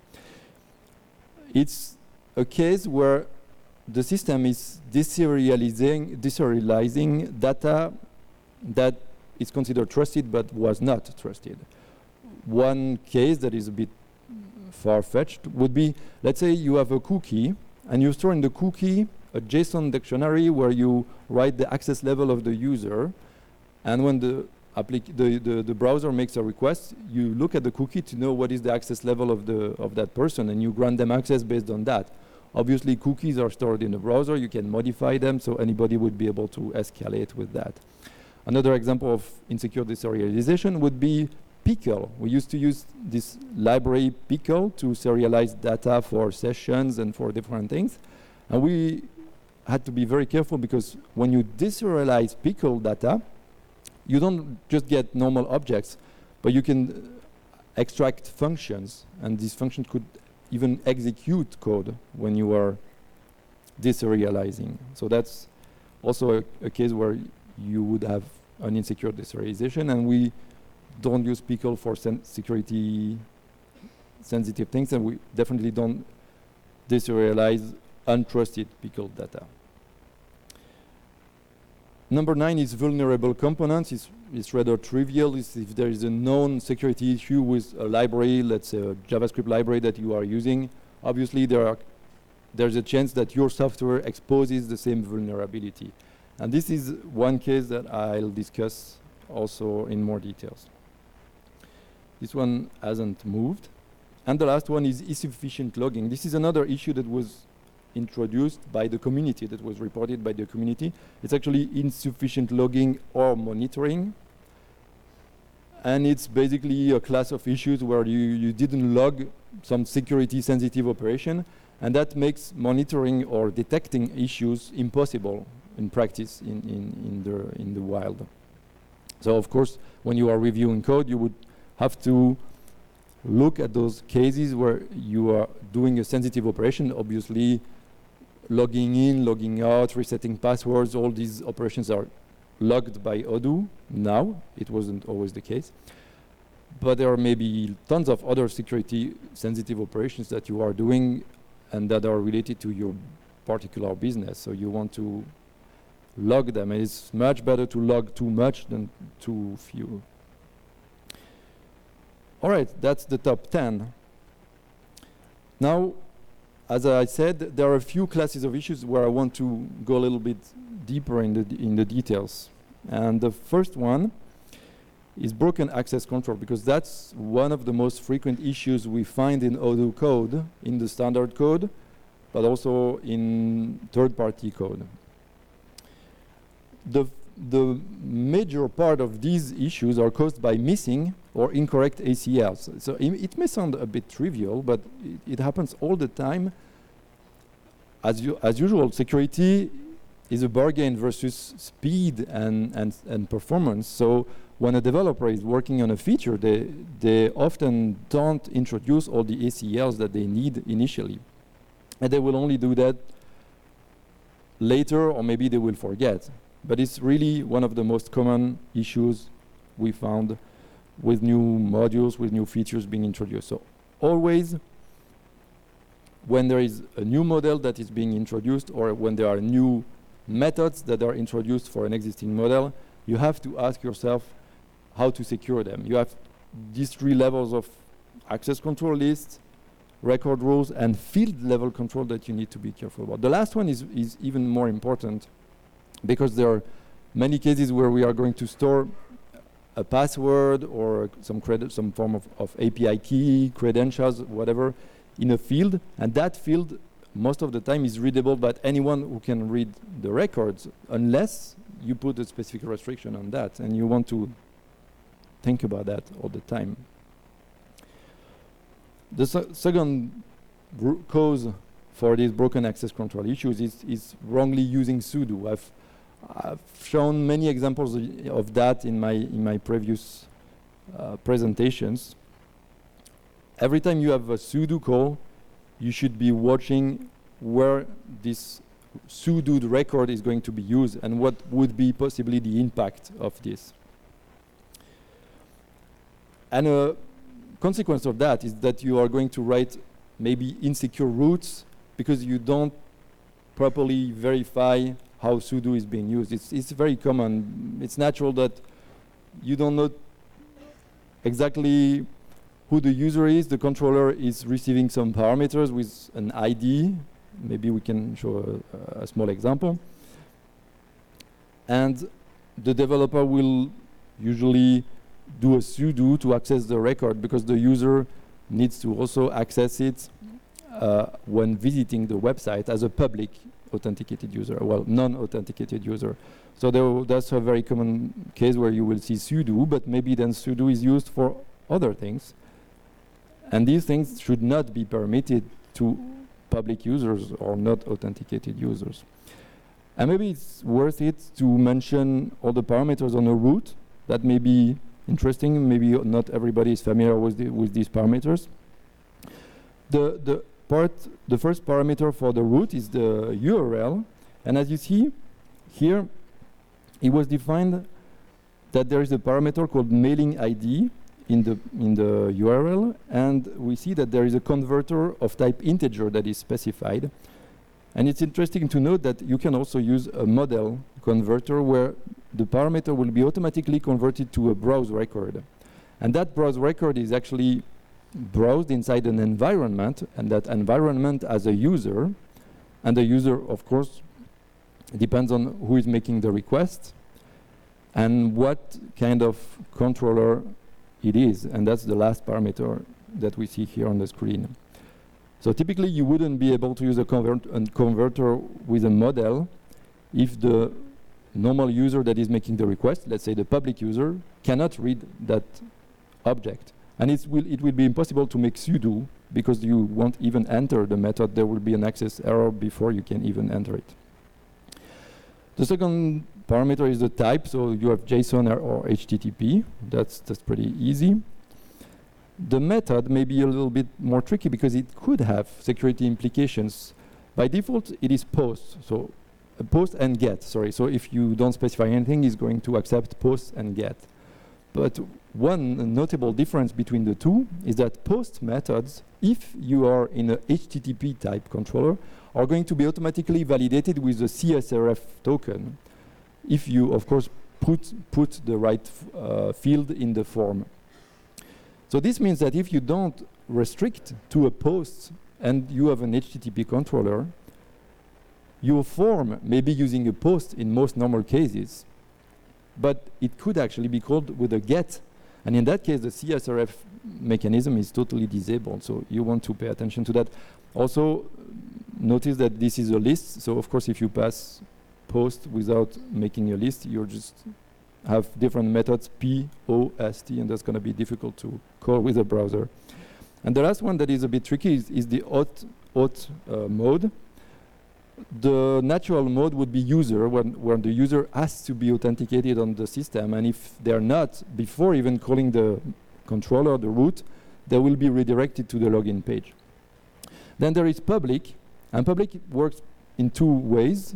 Either the user is not authenticated, and then there's going to be a fake user public that is not active. Nobody can log in as public user, and this user cannot call RPC methods. That's very important, because RPC methods are not meant to be called with the public user, and you could consider that they are safe against that. But the controllers, that's the point of using auth equals public, is that they can be called by anyone just visiting your website. Of course, if the user is authenticated, then the user for the request is going to be the user. And the last one, known, is interesting. You shouldn't be using it very often. It's not normally needed, is for routes that should be called outside of the context of a database. So routes that are used for setting up databases or for routing stuff. And when you have a route that is auth known, it means you don't have any environment, and you have to create a cursor to the database and an environment to be able to use the normal features of the system. So that's something you want to pay attention to as well. What do we have here? We see that the code is sudoing to browse a mailing ID based on the parameter that was received. So it could be unsafe, but then we see that it is proceeding to validate a token. So apparently here is code for unsubscribing to a mailing. And we can just assume that the valid unsubscribe token method is doing a check for the signature of the token versus the mailing ID, the resource ID, and the email that are provided. So even though we are using sudo here, it's kind of safe, because then we have some way of authenticating that the request is legit because the user is providing the token. So that's typically how you want to do it. You don't want to leak the sudo to other business code later unless you have done another verification of the legitimacy of the request. All right, the next one I want to kind of zoom in is on XSS issues. There are so many vectors of XSS, and maybe we can name a few so that you are sure to watch for these signs whenever you are reviewing a piece of code.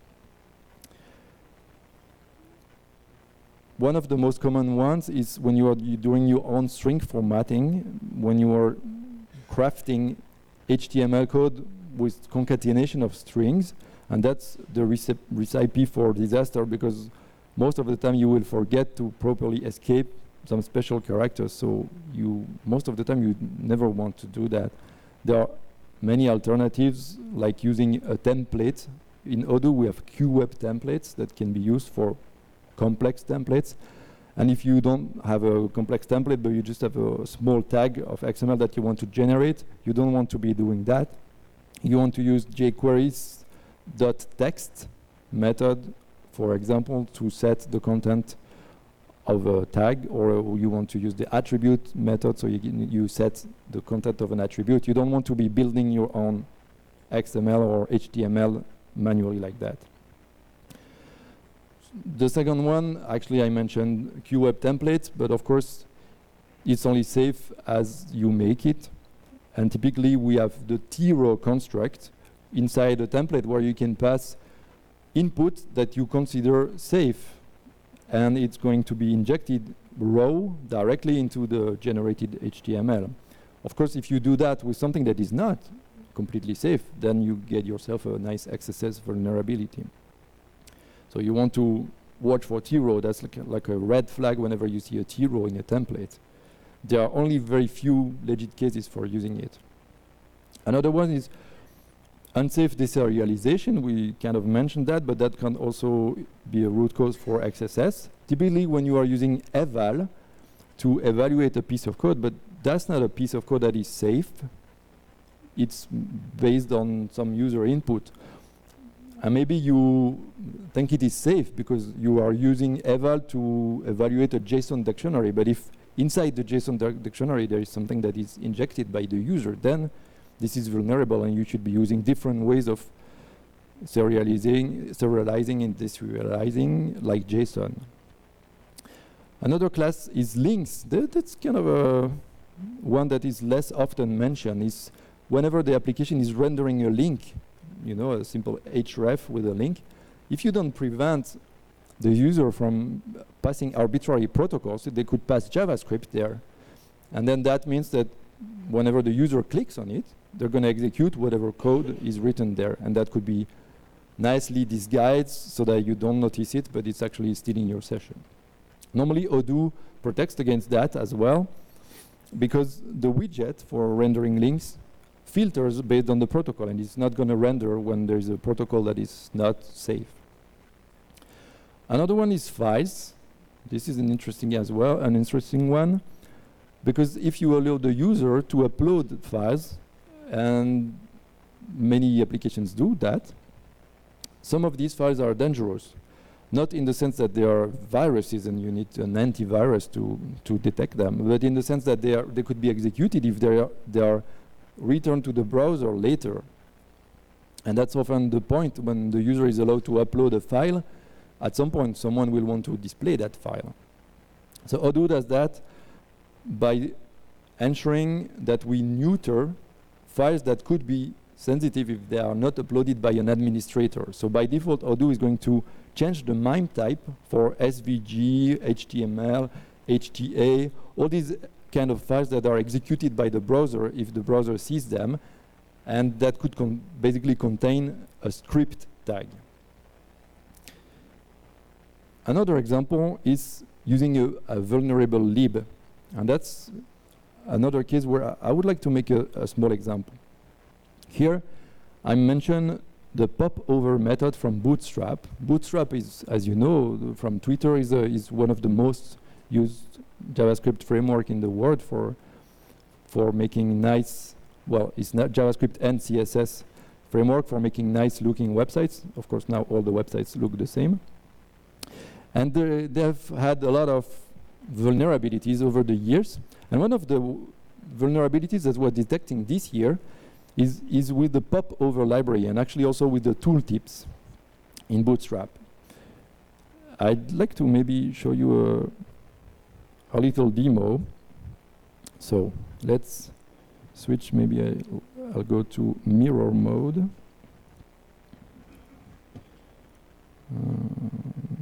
Okay. Let me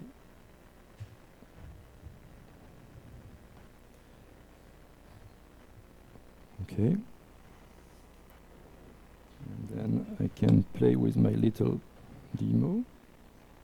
Okay. I hope you can kind of read the code. Maybe it's a little bit small. You can zoom in. Okay. So this is a simple sandbox example where I am sourcing the Bootstrap code here. This is based on Bootstrap 3.4 because it's what was by default on the CDN. It works with Bootstrap 4.3 as well. Just Bootstrap, and then I do a small sample document here with a link. Notice there's the class pop-up here, and it says click me. That's the link that we see here rendered on the right. And we have a little piece of JavaScript here where we are going to bind, using Bootstrap, a popover tooltip to the pop-up element here. Okay? The API of popover, if you're not familiar with it, allows to pass a few parameters. The most important one is the content, where you are going to say what you want to display in the pop-up. So let's do a demo. I click here. This is the pop-up, and there's a title at the top. You can pass the title here, but I commented out that part. Also as a parameter to in the options to instantiate the popover. But there is a catch with that, is that this is only overriding the default title.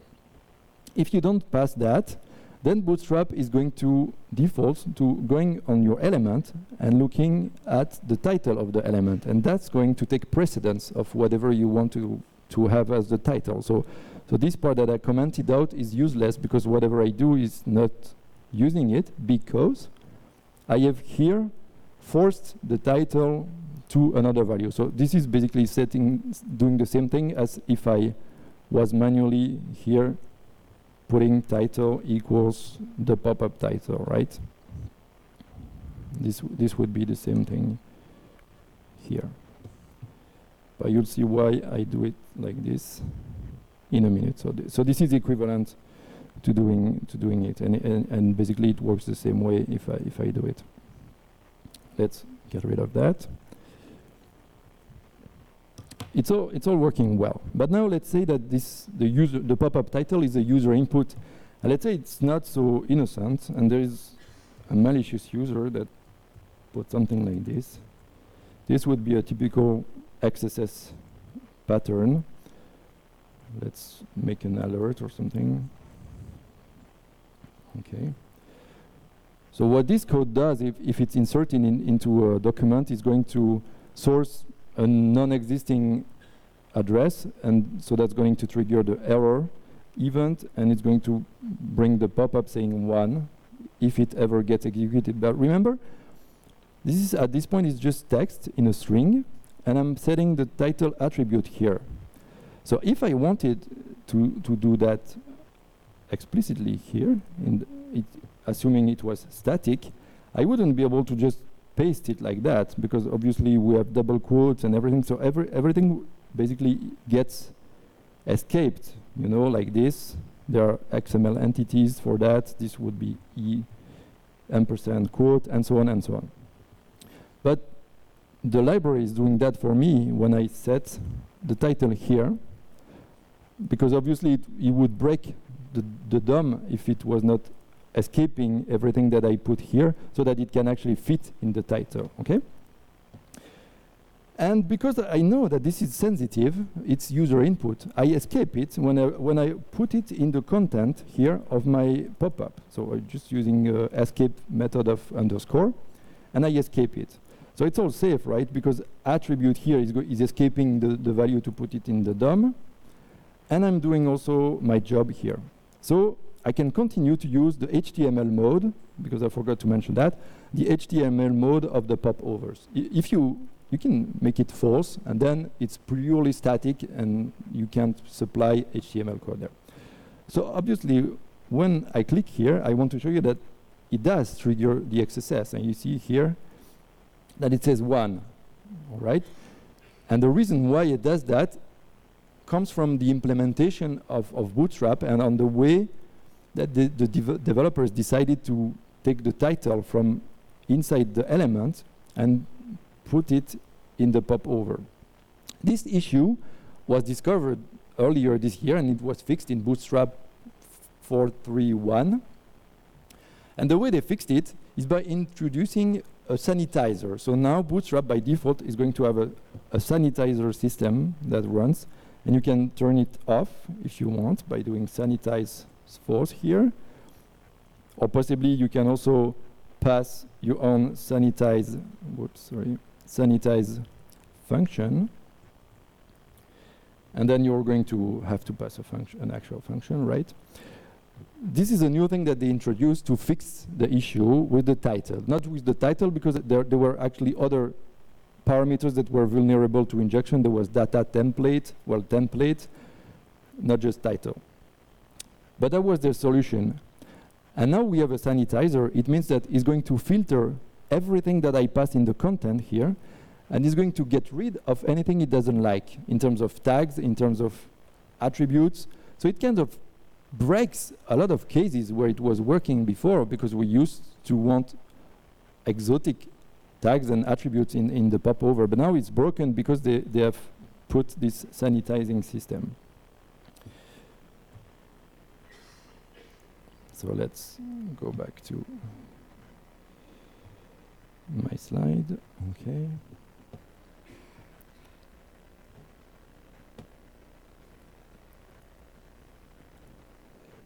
I should be able to grab my screen back here. All right. And now the question is, do you see the problem? This is the method in Bootstrap. Whoops, sorry. The method in Bootstrap that gets the title from the document. there's quite a lot of sun, so I hope you can read it. The top line retrieves the attribute from data original title. That's a copy of the title, the original title attribute that Bootstrap makes, but basically is the title attribute. So that's the one I was setting with my sample code where I set it. And only if it doesn't find it, it considers the value in the configuration, and if it's a function, it calls it, and so on. Okay?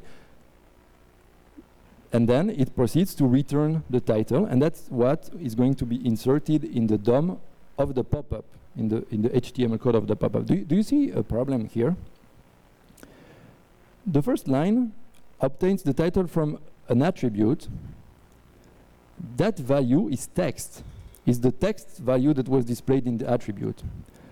If that doesn't work, because there is no title, it's going to take the value from the parameters of the popover that are expected to be HTML, because we are in a mode where the popover was HTML enabled. So we are treating text and HTML in the same way, because we are returning the value at the end with no distinguishment, with no way to know if it was HTML or text. So obviously, what does Bootstrap do with the value? It considers it HTML, and it injects it in the DOM. But one of these values was actually text. So now we're mixing two different things, and it needs to be escaped. And if Bootstrap was escaping the value that is taken from the data original title, the problem would be fixed, because they would be dealing with HTML input all the time, and whenever they input it, they inject it again in the final document object model, there would be no issue. But that's not how they chose to fix it. I think they made a mistake here, because now we have this HTML sanitizer that is all broken, and it could have worked just fine if they fixed it this way. Maybe I have a little bit of time for a few comments on injection. Obviously, SQL injection is the most natural kind of injection issue we see in Odoo code.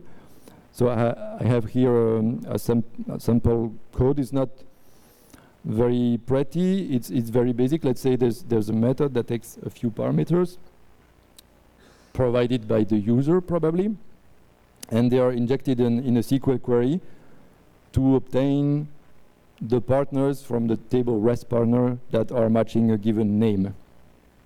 So this is vulnerable to SQL injection because the parameters are directly put into the query, and you can see that because it is using Python formatting with the % operator to inject the strings directly in the output. So that's the most typical example of SQL injection.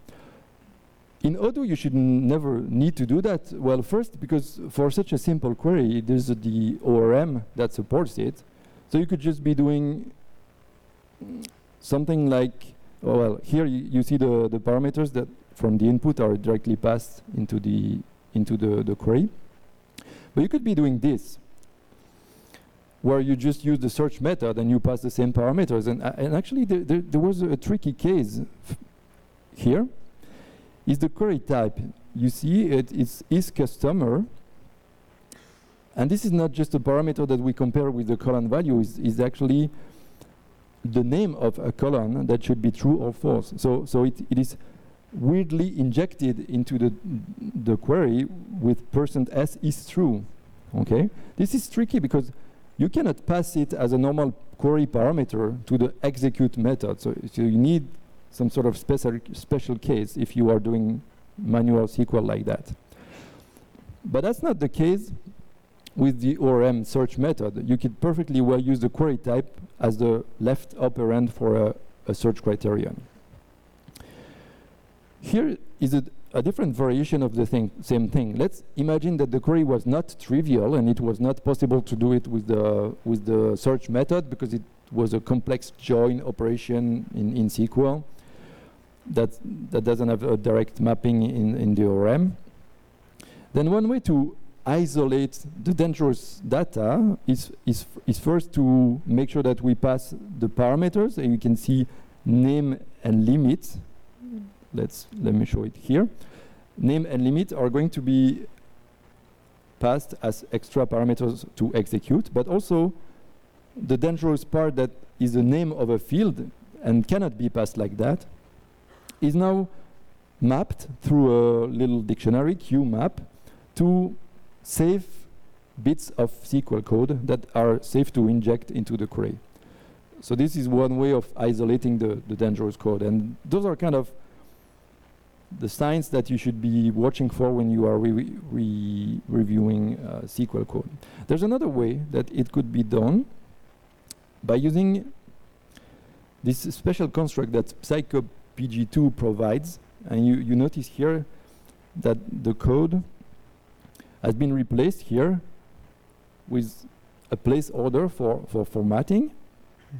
And that here I am using the format method of the SQL object of PsychoPG that I instantiate with my SQL code. And I format it and I pass it a SQL identifier that is also instantiated with whatever value was passed to the method, and that is supposed to represent the name of a column. And by doing it this way, I'm sure that it will be escaped correctly as the name of a column. So it kind of allows the API of PsychoPG to do the right thing in terms of escaping, because it knows that this is not a static value to compare with a field value, it's the name of an identifier. So those are kind of things you can watch for in reviews. So maybe we can wrap up with kind of a review checklist. It's quite inspired from the checklist that we use internally in Odoo. Whenever we want to review a pull request, there's these things that I ask the developers and the reviewers to always check. Obviously, the first one is access control, is what we discussed before. You never want to forget this one. The second one is permissions, and you want to be careful with your sudo, with your roots, with the way you control access to direct entry point into the system. Templates, QWeb templates, you want to check for T-row, you want to check for dangerous templates. Eval, whenever you see eval somewhere in Python, you should be using safe eval. In JavaScript, you probably don't want to use eval at all, or there are also safe eval systems for limited cases. Injection, you want to block them. There is SQL injection that we discussed, but there are other kind of injection, like shell command injection. If your code at some point is writing a command line that is going to be interpreted by a shell, you want to really be careful with any user input that could slip in the command. And of course, there is the dreaded XSS. You've seen there are so many vectors for XSS. You want to really be on watch for all these different signs of dangerous patterns in the JavaScript code. Whenever you are manually playing with content and you want to know really the difference between what is text and what is HTML, we've seen that Bootstrap themselves don't really know exactly when they're working with one or the other. So this is something that is very tricky, and you need to pay a lot of attention to it. I mentioned that there were presentations in the previous years where I was giving more details on some of the other vulnerabilities, so I've included here the links to my past presentations in case you want to see more examples of typical security issues in Odoo. Thank you for your attention.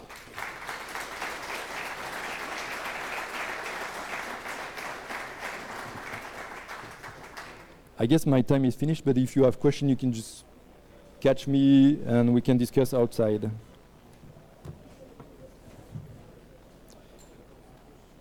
Sure.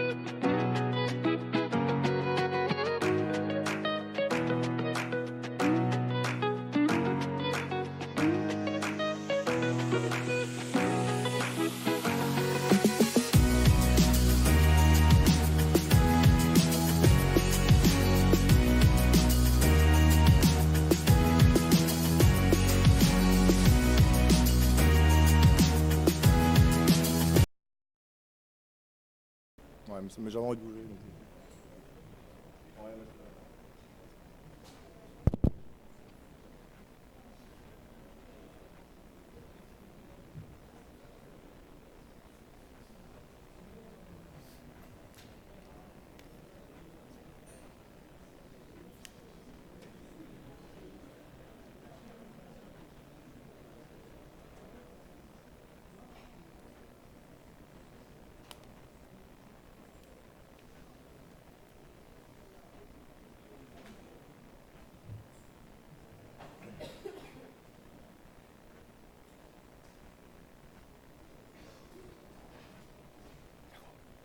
commencer donc.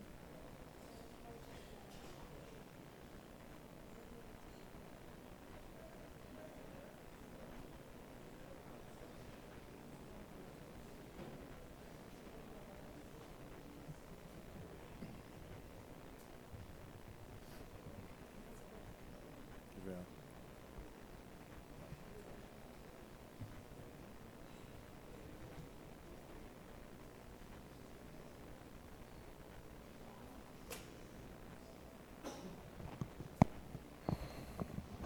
Ouais, okay. Hello guys.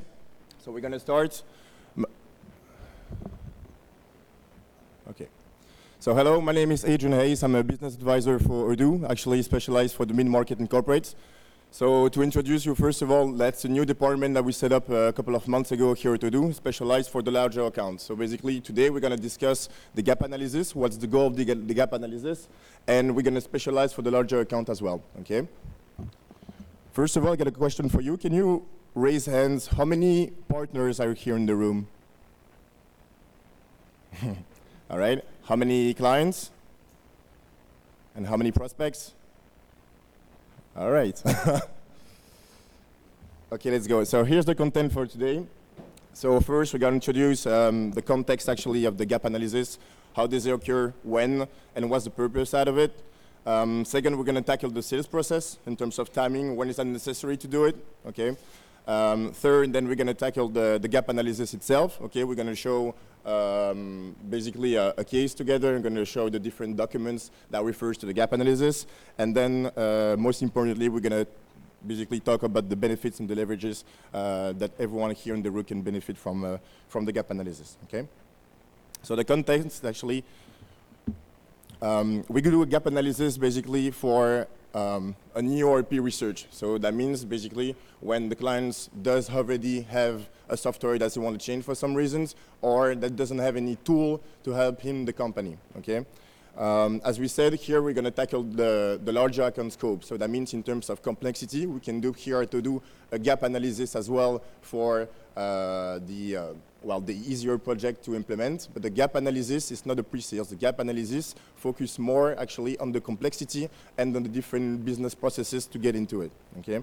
And last but not least, the context actually, if there is a missing required scope, basically that is not covered Odoo. As well, imagine right now a construction company that doesn't basically recognize the business flow inside Odoo. That's something that we can, you know, that we can analyze more deeply with the gap analysis.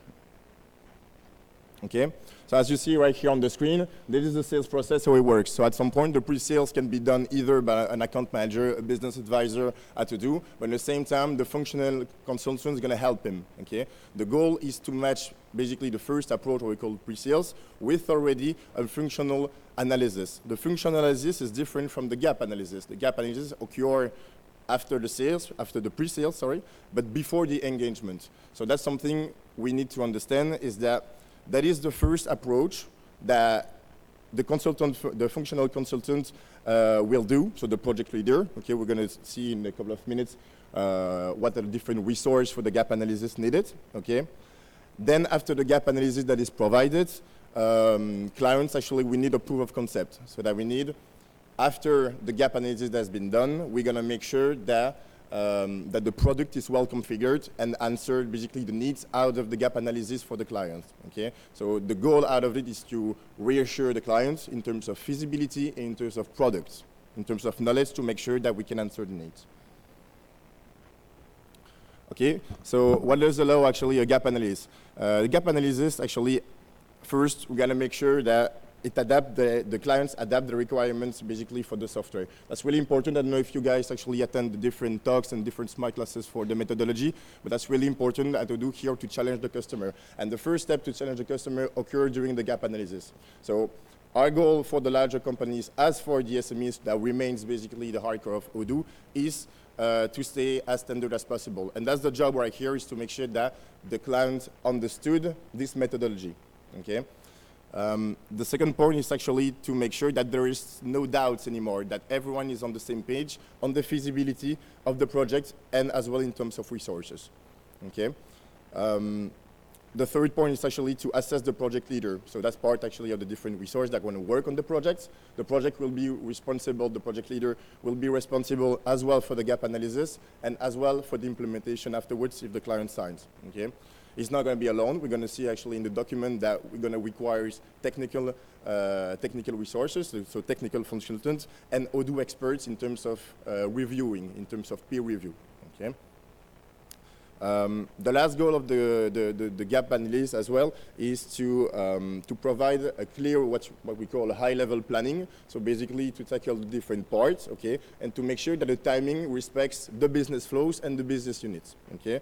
And out of it, the results would be basically a budgeting, okay. It would be actually the price that we can basically in the total cost of ownership that we can devote for a whole project. Okay, so here's a couple of information actually about the process itself, how gaps actually occur. So we can see first of all, well, we're going to gather the different stakeholders for the company inside the flows. Okay, we're going to define and set up the different objectives together. Okay, the motivations, why actually is that important to go deeper in the analysis for the clients? What does he want afterwards? Does he want to already elaborate out of it, or he wants actually to be reassured? Okay. We're going to assess the risk as well. We're going to create a risk ratio to make sure that the budget estimation is as accurate as possible and as much. Okay. You're going to meet the different key users. Obviously, inside the methodology of Odoo, the key users are really key inside this gap process and this gap analysis because they are the one responsible for the implementation of the different processes inside the company. Okay. So they're going to be involved really early in the process before actually the signature and the engagement of the client, okay? So obviously understanding the current situation, what do we come from? Are we working with an EIP provider, an EIP vendor? Are we working with a partner already? What kind of issue did we face? Why did we want to change basically and go further on this approach and define basically what should be done right now, what should be changed out of it, and that's part of the gap analysis as well. The document we're going to tackle in a minute with the phasing, and as we said, the resource will be actually the Odoo experts and the developers. We're going to make a peer review to challenge back, not this time the customer, but to challenge the Odoo employees, to challenge the Odoo resource that worked actually on gap analysis. So what is the goal out of it is to enhance the best transparency as possible. Okay. And last but not least, we're going to present afterwards the research to the clients and to discuss with them. So it's not going to be just a report; it's going to be actually a discussion to make sure that we're on the same page on the concept and make a demo out of it. Okay. So we're going to see the document in a minute. So the layout is as following. So imagine an Excel. Okay. We're going to gather the information actually either coming from the client. So it could be either in the part of call for tender approach, could be a request for quotation that the client wants because he wants to estimate the market, for instance. And in this sheet, what we're going to get the different departments and the different requirements based on business processes, based on business units. It depends how do we structure, but the idea is there. Afterwards, we're going to get the critical level. So how do we actually rate it? Is that from 1 to 10? Is that from 1 to 5? Afterwards, is that a must-have, a critical, should-have level of requirements? Then we're going to make the solution. Do we offer this requirement in standard? Do we offer it with developments? Do we get a third party that can actually complete it? Or do we actually need to make a development out of it? Okay. Afterwards, we get basically the consultant functional going to make the estimation days, working side by side with the technical consultant, and the comments, if any comments are required. Okay. So what I propose to you is to see this document how it looks like, okay, to get an overview. So as we said, here we're going to get the different information, for instance. So imagine a department like human resources. Then we're going to get here the definition actually of the business need. Okay, what does that involve? Is that coming from the customer, or did actually an Odoo consultant or an Odoo advisor worked with the clients to define the needs? Okay, what is the solution established right now? What do we offer to the consultant? The critical level, so you can see basically here must have, is that an optional or job? Okay, and the type, is it standard or does that need any customization or requirements? Okay. What is really important is actually is this. This will gather basically that is the approach that we submit to the customers to show basically here we're going to phase the project. And in order to phase the project, what we need is to get an estimation in terms of business analysts, so the different profiles that work on the project to do. So there is the project management called the project leader. Okay, there is the business analysts, and there is the technical team, so the developers. Okay, so the goal, as we said, is to phase the different processes, and then at some point to say what is standard, to gather the standard part because it's the first part of the implementation, and then what needs any developments out of the requirements. Okay. And at some point, here on the right side of the screen, what you're going to see a formula that calculates the planning week to make sure that we respect already in the gap analysis the planning that we set up at first. Okay, so it's going to look like this to get an idea. You see here the implementation timing that is established. Here you see basically in terms of so the consultants will get first out of the different days and out of the experience that they have from previous projects, the production and the buffer. So at some point we're going to make some testing after every phase, and what is part of the Odoo methodology as well is to make sure that after every phase we get a testing part, and if any buffer, so I mean if we are late on every phase, we're going to make sure that we don't start the next one late already. Okay, so that means that's really important to respect the timing, as we say in the methodology as well. A successful project at Odoo is when we respect the timing and we respect the budget. Okay, so to get an idea, I don't know if you guys see. So basically, we can see the kickoff. Well, we don't have any buffer for the kickoff because actually that's proof that we are together involved in the project. And then we're going to see different phases, for instance. So here is going to be, well, the implementation timing for the phase one. So right now we can estimate for the CRM or for the sales approach, for instance. Then we can tackle, I don't know, we can tackle the logistics and the procurement part, etc., etc., etc. Okay. What we have afterwards is the pricing. So what you see here on the screen is actually more about sales than being actually operational. But what is interesting here, you can see basically a chart that covers the different profiles for the implementation of your project. And as part of Odoo methodology, again, we value here at Odoo the rule 80-20. So that means that we can cover actually 80% actually of the scope in standards and 20% for the larger account in developments with the challenge of the customer. See, in this example, for instance, I think we took a sales process for 100 users company, something like that. We are 17%, so that means that we are along basically with our methodology. Okay, so at some point, well, that is basically what you get in terms of chart and in terms of approach for the document. Okay. So right now, what we need to understand as well, the gap analysis is not only actually a sales part of the sales process, it's more than that. The gap analysis is actually the first step in the engagement of the clients, to the first step of the implementation already. So that means at some point, we're gonna, so us as part of the process and the clients, we both sides, we're gonna get the first dates actually of how the project will happen. So what does that mean? That means that we're gonna get the first insight, the first overview, and that will basically allow to get an attack plan. You know, at some point, we're gonna get how to tackle because of the relationship that we have with the company get a gap analysis. We're gonna know basically how to handle one another side, okay? And at some point, well, we expect from the customer after this gap analysis that he knows and understands the methodology. If it's not the case, that means he didn't understood well, or that we didn't explain well to him. That needs to be clear, actually, after the gap analysis, how it works and what can he expect actually after the gap analysis, how the project will occur in the coming month, okay? But actually, it's not it. It's more than that. It's actually a gap analysis about building the trust. Why? Because we know that we're going to get different at some point. It's normal in the project. We're going to get different ways. Sometimes, well, the CEO is not going to be actually for one requirement. The project manager is going to say something else. And at some point at Odoo, the goal is to make sure that we all are aligned in the same way, you know. And, oh, sorry. And at some point, the goal is to make sure that we all align in the same way. So building the trust means that we're gonna go in the same approach, and that they do understand what we expect from them, as we said. Okay.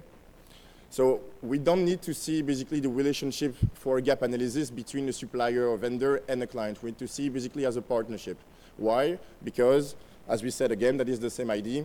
We need to foster the relationship for the long term. And as soon as the client actually can benefit from this relationship, from this basically teamwork between one project management team, because they're going to be with key users and going to be with other people implementing, and on the other side, the Odoo team in terms of resource, that means that we can really create value on the long term. And as we said, the gap analysis is actually the first part in this relationship. Okay. So what you guys need to understand actually from this talk is the following. So the document that you see is basically a deeper assessment. Okay. So it comes after the pre-sales, and it goes deeper in terms of pricing, in terms of planning, in terms of estimation mainly, okay? In terms of engagement, it occurs before. The gap analysis actually, as we said, is the first test, and we get the first insight about what the project is going to be like, okay? And in terms of engagement, that means that we do need to foster this relationship as close as possible. So it's exactly how we say in terms of trustlessness, we need to make sure that the transparency in terms of communications and in terms of, words and relationship is as transparent as possible, and say when the project is actually, offside, okay? And last but not least, we need to go along and work as a team to make sure that the project afterwards that we're going to see tomorrow in the methodology actually talk is well covered. If you guys have any question out of it, would be ready to answer. Yes?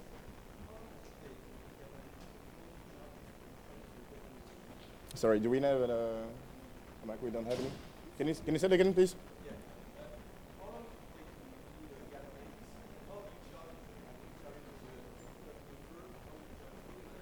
Yeah, so in terms of, yeah. So the question was first, actually, how long does it take to make a gap analysis? And secondly, in terms of pricing, how do we charge it? So to answer the first question was actually in terms of planning. So there are different elements that are going to make sure that the gap analysis can actually be half a day or can be 30 days. Mainly, we do cover it by two assessments, by two KPIs. The first one is actually the number of lives based on the business processes, okay? So we divide, when we get an RFQ, for instance, we divide the different processes, the different flows inside, well, Odoo applications that could be covered. Like, for instance, this inventory, the stock management can go along with the procurement and make one process, okay? And then what we're going to get, we're going to sum up all these different requirements for the business flows, and to make sure that we get an average, okay? And when we'll divide by a ratio, this is pretty standard to get the first overview. Second, depends actually on the experience of the functional consultant, because one consultant can actually, take more days for the report. So to get you an idea, the gap analysis is actually divided into 3 steps. The first one is actually the preparation. We need to prepare based on documents, okay, to prepare the different questions that need to be asked in front of the customers, in front of the key users for DD day or for a conversation before. Then we get a gap analysis itself, so with the functional aspects and the technical aspects, and then we make the report out of it, as we said. So this idea is to make sure that the gap analysis itself covers 50% of the gap, okay? And then it's divided actually between the preparation and the report that can be summed up in 25 pretty much.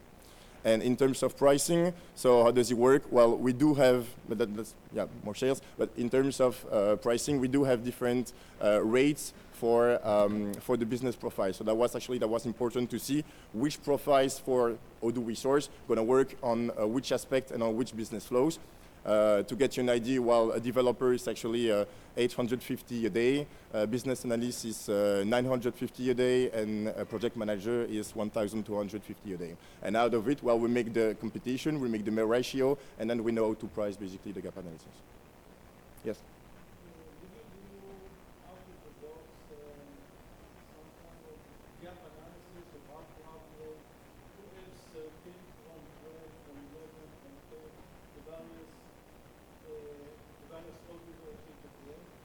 So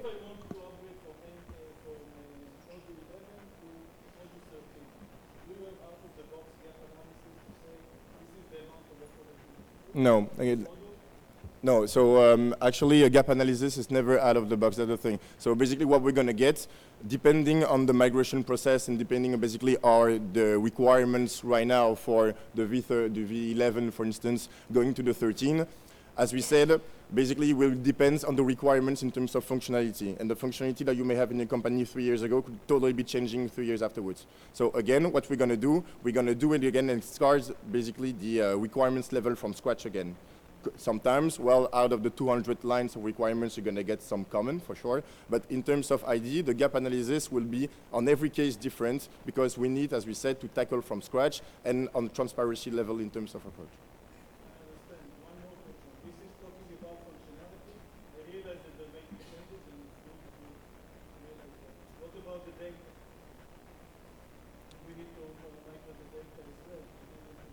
Yeah, sure. The data actually that I don't know if you saw in the document. So we do have basically here. That's a good question. We do have basically here in terms of type. The first approach will be actually like in standard for the quick start approach. So for the larger project, then for the quick start and for the SMEs, we'll get actually data imports. So data imports is always the first methodology project approach in terms of implementation, and that will depend from one project to another one. Well, what we do have in mind sometimes in terms of ratio, we can say that 10% basically of the project, so we can cover this in terms of gap analysis as well. But what we try to do for the gap is not make actually the client pay for something that can occur before. We don't need basically to prestate the gap analysis for this data import. The data import occurs in the preparation when the consultant functional will be ready to tackle the project on the first, on the first preparation part. So preparation, gap analysis, and then reports will be in the preparation part. Yes. Quick question. Is this a methodology that you are teaching the partners to follow? If it is yes, do you provide any training on this and provide them templates to follow? So I do work for direct sales. So basically, I do not work with partners. So that means we are working straight away with the end customers. But it's the same actually for every methodology that we pitch actually Odoo experience every year. That means that there is no reason if that works for Odoo that the partner doesn't use this methodology because it's working.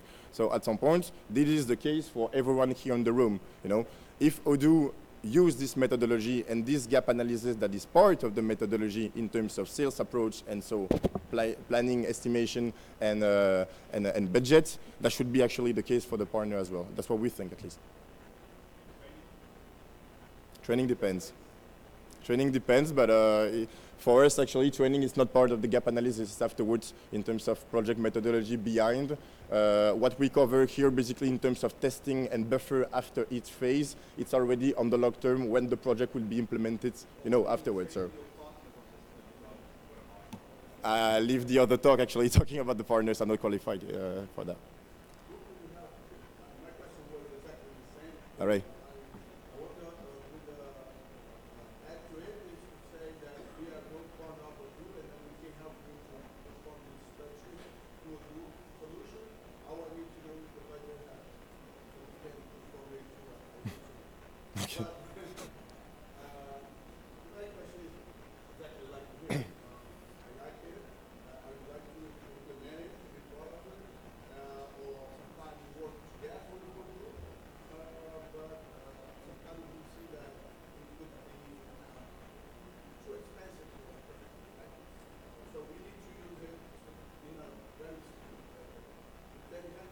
Mm-hmm.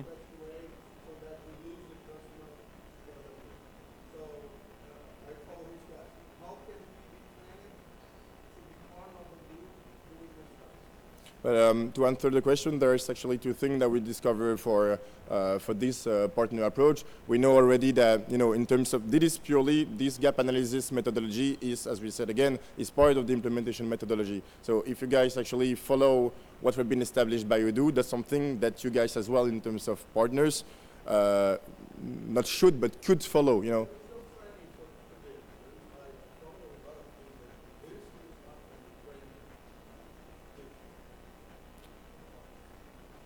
I'm sorry, I cannot answer the question.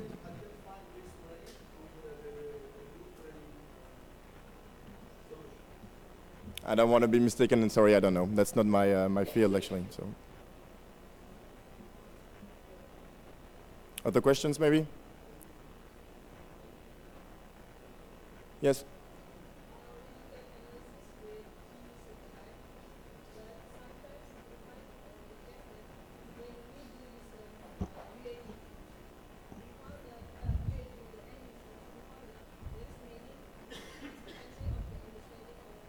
Yeah.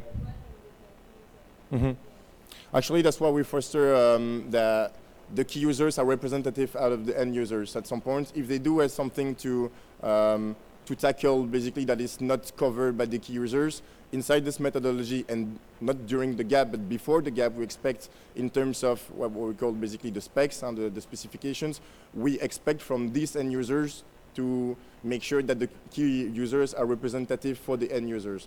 And that's how we cannot cover everyone's need in terms of end users, but we can do for the key users because they represent different business flows and different business parts. So at this point, that means that they need to go along, so the key users need to go along what the end users expect, and at some point to tackle back and to get the relationship with the project leader because it's the opposite side of the project manager. So it's a kind actually of hierarchy in terms of decision-making process that the clients need to respect to make sure that there is one SPOC, you guys know the methodology, and out of the SPOC they get different key users that respect basically the different flows, but out of it, the different requirements that they need, what is part of the RFQ, for instance, come from the end users or come from the key users that have been actually taking all the different insights from these employees. Yeah.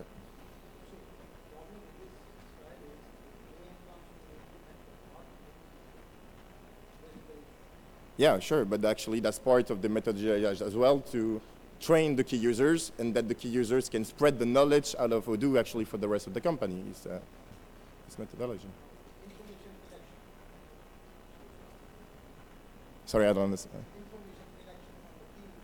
Yeah. Yeah. But can you elaborate? Actually, I don't see the issue. Yes.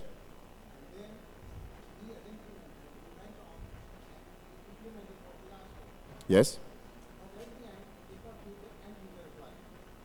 But yeah, there is two parts actually of the questions. Either the first part is to say, well, that means that the requirements hasn't been well covered at first. So what we need to do then in this case is to, say from scratch again, are you sure? Because well, it's not in terms of responsibility, but we need to make sure that the requirements is supposed to be really what's inside the process, what's to be the truth, and then we make sure that we take the responsibility, of the implementation of the requirements. Afterwards, well, obviously, as we said in a project, it's always up and down. So at some point, if something that we need to correct and to change, well, if it's not all the RFQ, for instance, into recommendation, we can do it. But don't tell me that all requirements are going to be actually wrong from the end users. If there is one or two mistakes that can happen, we can change it back. Yes. No, it's as well actually for SMEs. So in which case is that actually an example for SMEs? So as we said as well in the first part, in terms of complexity, we actually can offer that an SMEs, for instance, a 10 users company gets either a complex industry, and that Odoo actually is not 100% coverable in terms of industry and business flows. And second, that is more frequent as well, is the complexity. Imagine right now we are working in an industry that is totally coverable by Odoo, like for instance service industry, service company, but at some point they do have something that is a must-have critical requirement for them that we cannot cover today. So in this case, we're going to get into it more deeply, as we said, and then find a solution either to, well, first of all, to challenge in the standard, and if it's not doable, then we're going to basically estimate the development to cover the needs. Yeah. Yes?